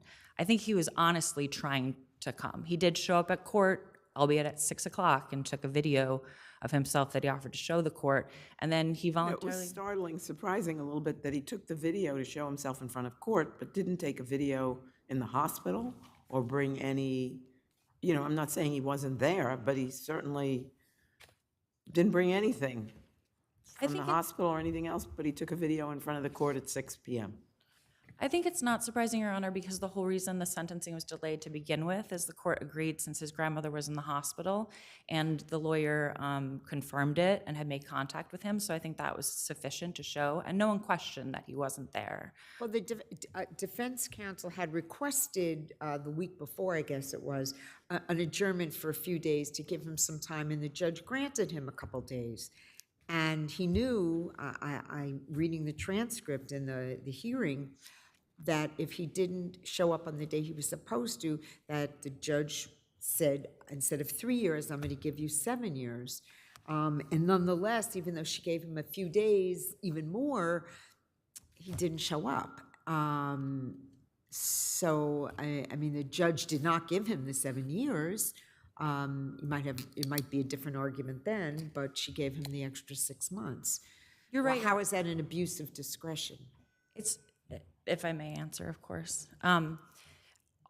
We don't dispute that Mr. Pinetta made a mistake, nor does he. He should have appeared in court. He did not. All we're asking for here, and why it was an abuse of discretion, is that a return to court condition needs to be treated the same as any condition, like going to treatment or a no arrest condition, where a technical non-compliance should not be punished by something as severe as a sentence enhancement. So I'm not disputing that the court had the legal authority to impose a condition or increase the sentence. Just under these very specific circumstances, it was an abuse of discretion to add that solely for this behavior. Thank you. Good afternoon, Your Honors, and may it please the court, Juliana Susu for the people. The court did not abuse its discretion in enhancing defendant's sentence after he violated an express condition in his plea. Defendant was repeatedly instructed and repeatedly agreed to that as part of his plea agreement, he would show up for sentencing on February 18th at 10 a.m., or he'd risk having his sentence enhanced to the 7 years. That at the time of sentencing, the ADA took the position that 3 years was appropriate. The court addressed the ADA and said, well, what do you think? Do you think I should give him more time? And there's no 3 years. The court asked the people whether they had a problem with the fact that defendant did not show up. The people did not respond. So as that's I believe she specifically asked, do you think that he should, I'll check it, but do you think he should be given, I think the response was 3 years is sufficient. The people stated that they were relying on the 3 years, and then the court asked, you really don't have a problem with the fact that defendant did not show up. The people did not respond. That's And not so all saying... they said was the 3 years. Yes, yes, but that's not saying that the court abused its discretion in enhancing defendant's sentence by the 6 months. Again, defendant was required to appear at that date and time, or he knew that his sentence would be enhanced to the 7 years. Of course, the court did not enhance it to the 7 years, but enhanced it an additional 6 months after considering the reason why defendant was not present, but also the fact that defendant had already received an adjournment earlier in the week to have a few days to visit his grandma, that defendant agreed to this condition, that there were varying excuses given as to why he did not appear, and that defendant deliberately disobeyed a court order. For those reasons, we state that the court did not abuse its discretion in enhancing defendant's sentence. If there are no further questions, we ask that you affirm. Thank you. Just very quickly address this court's ability to reach the issue here. So first of all, the condition of the plea question is fully preserved. I know the people argued in their response brief it wasn't, but that's all anyone talked about during the sentencing proceeding. So even though maybe a magic word like condition wasn't said, that's not necessary to preserve the issue. So this court can certainly reach it. But in the alternative, it can also reach it as a sentence reduction under excessive sentence. The people argue that the appeal waiver here blocks it. The appeal waiver does not apply as they concede to the condition issue, only the excessive sentence. We maintain that the court conflated the guilty plea rights that were forfeited with the waiver, so it should not be enforced. But even if it is an effective waiver, this court, of course, can reach the sentence issue in its interest of justice jurisdiction. Thank you. Thank you. Thank you both.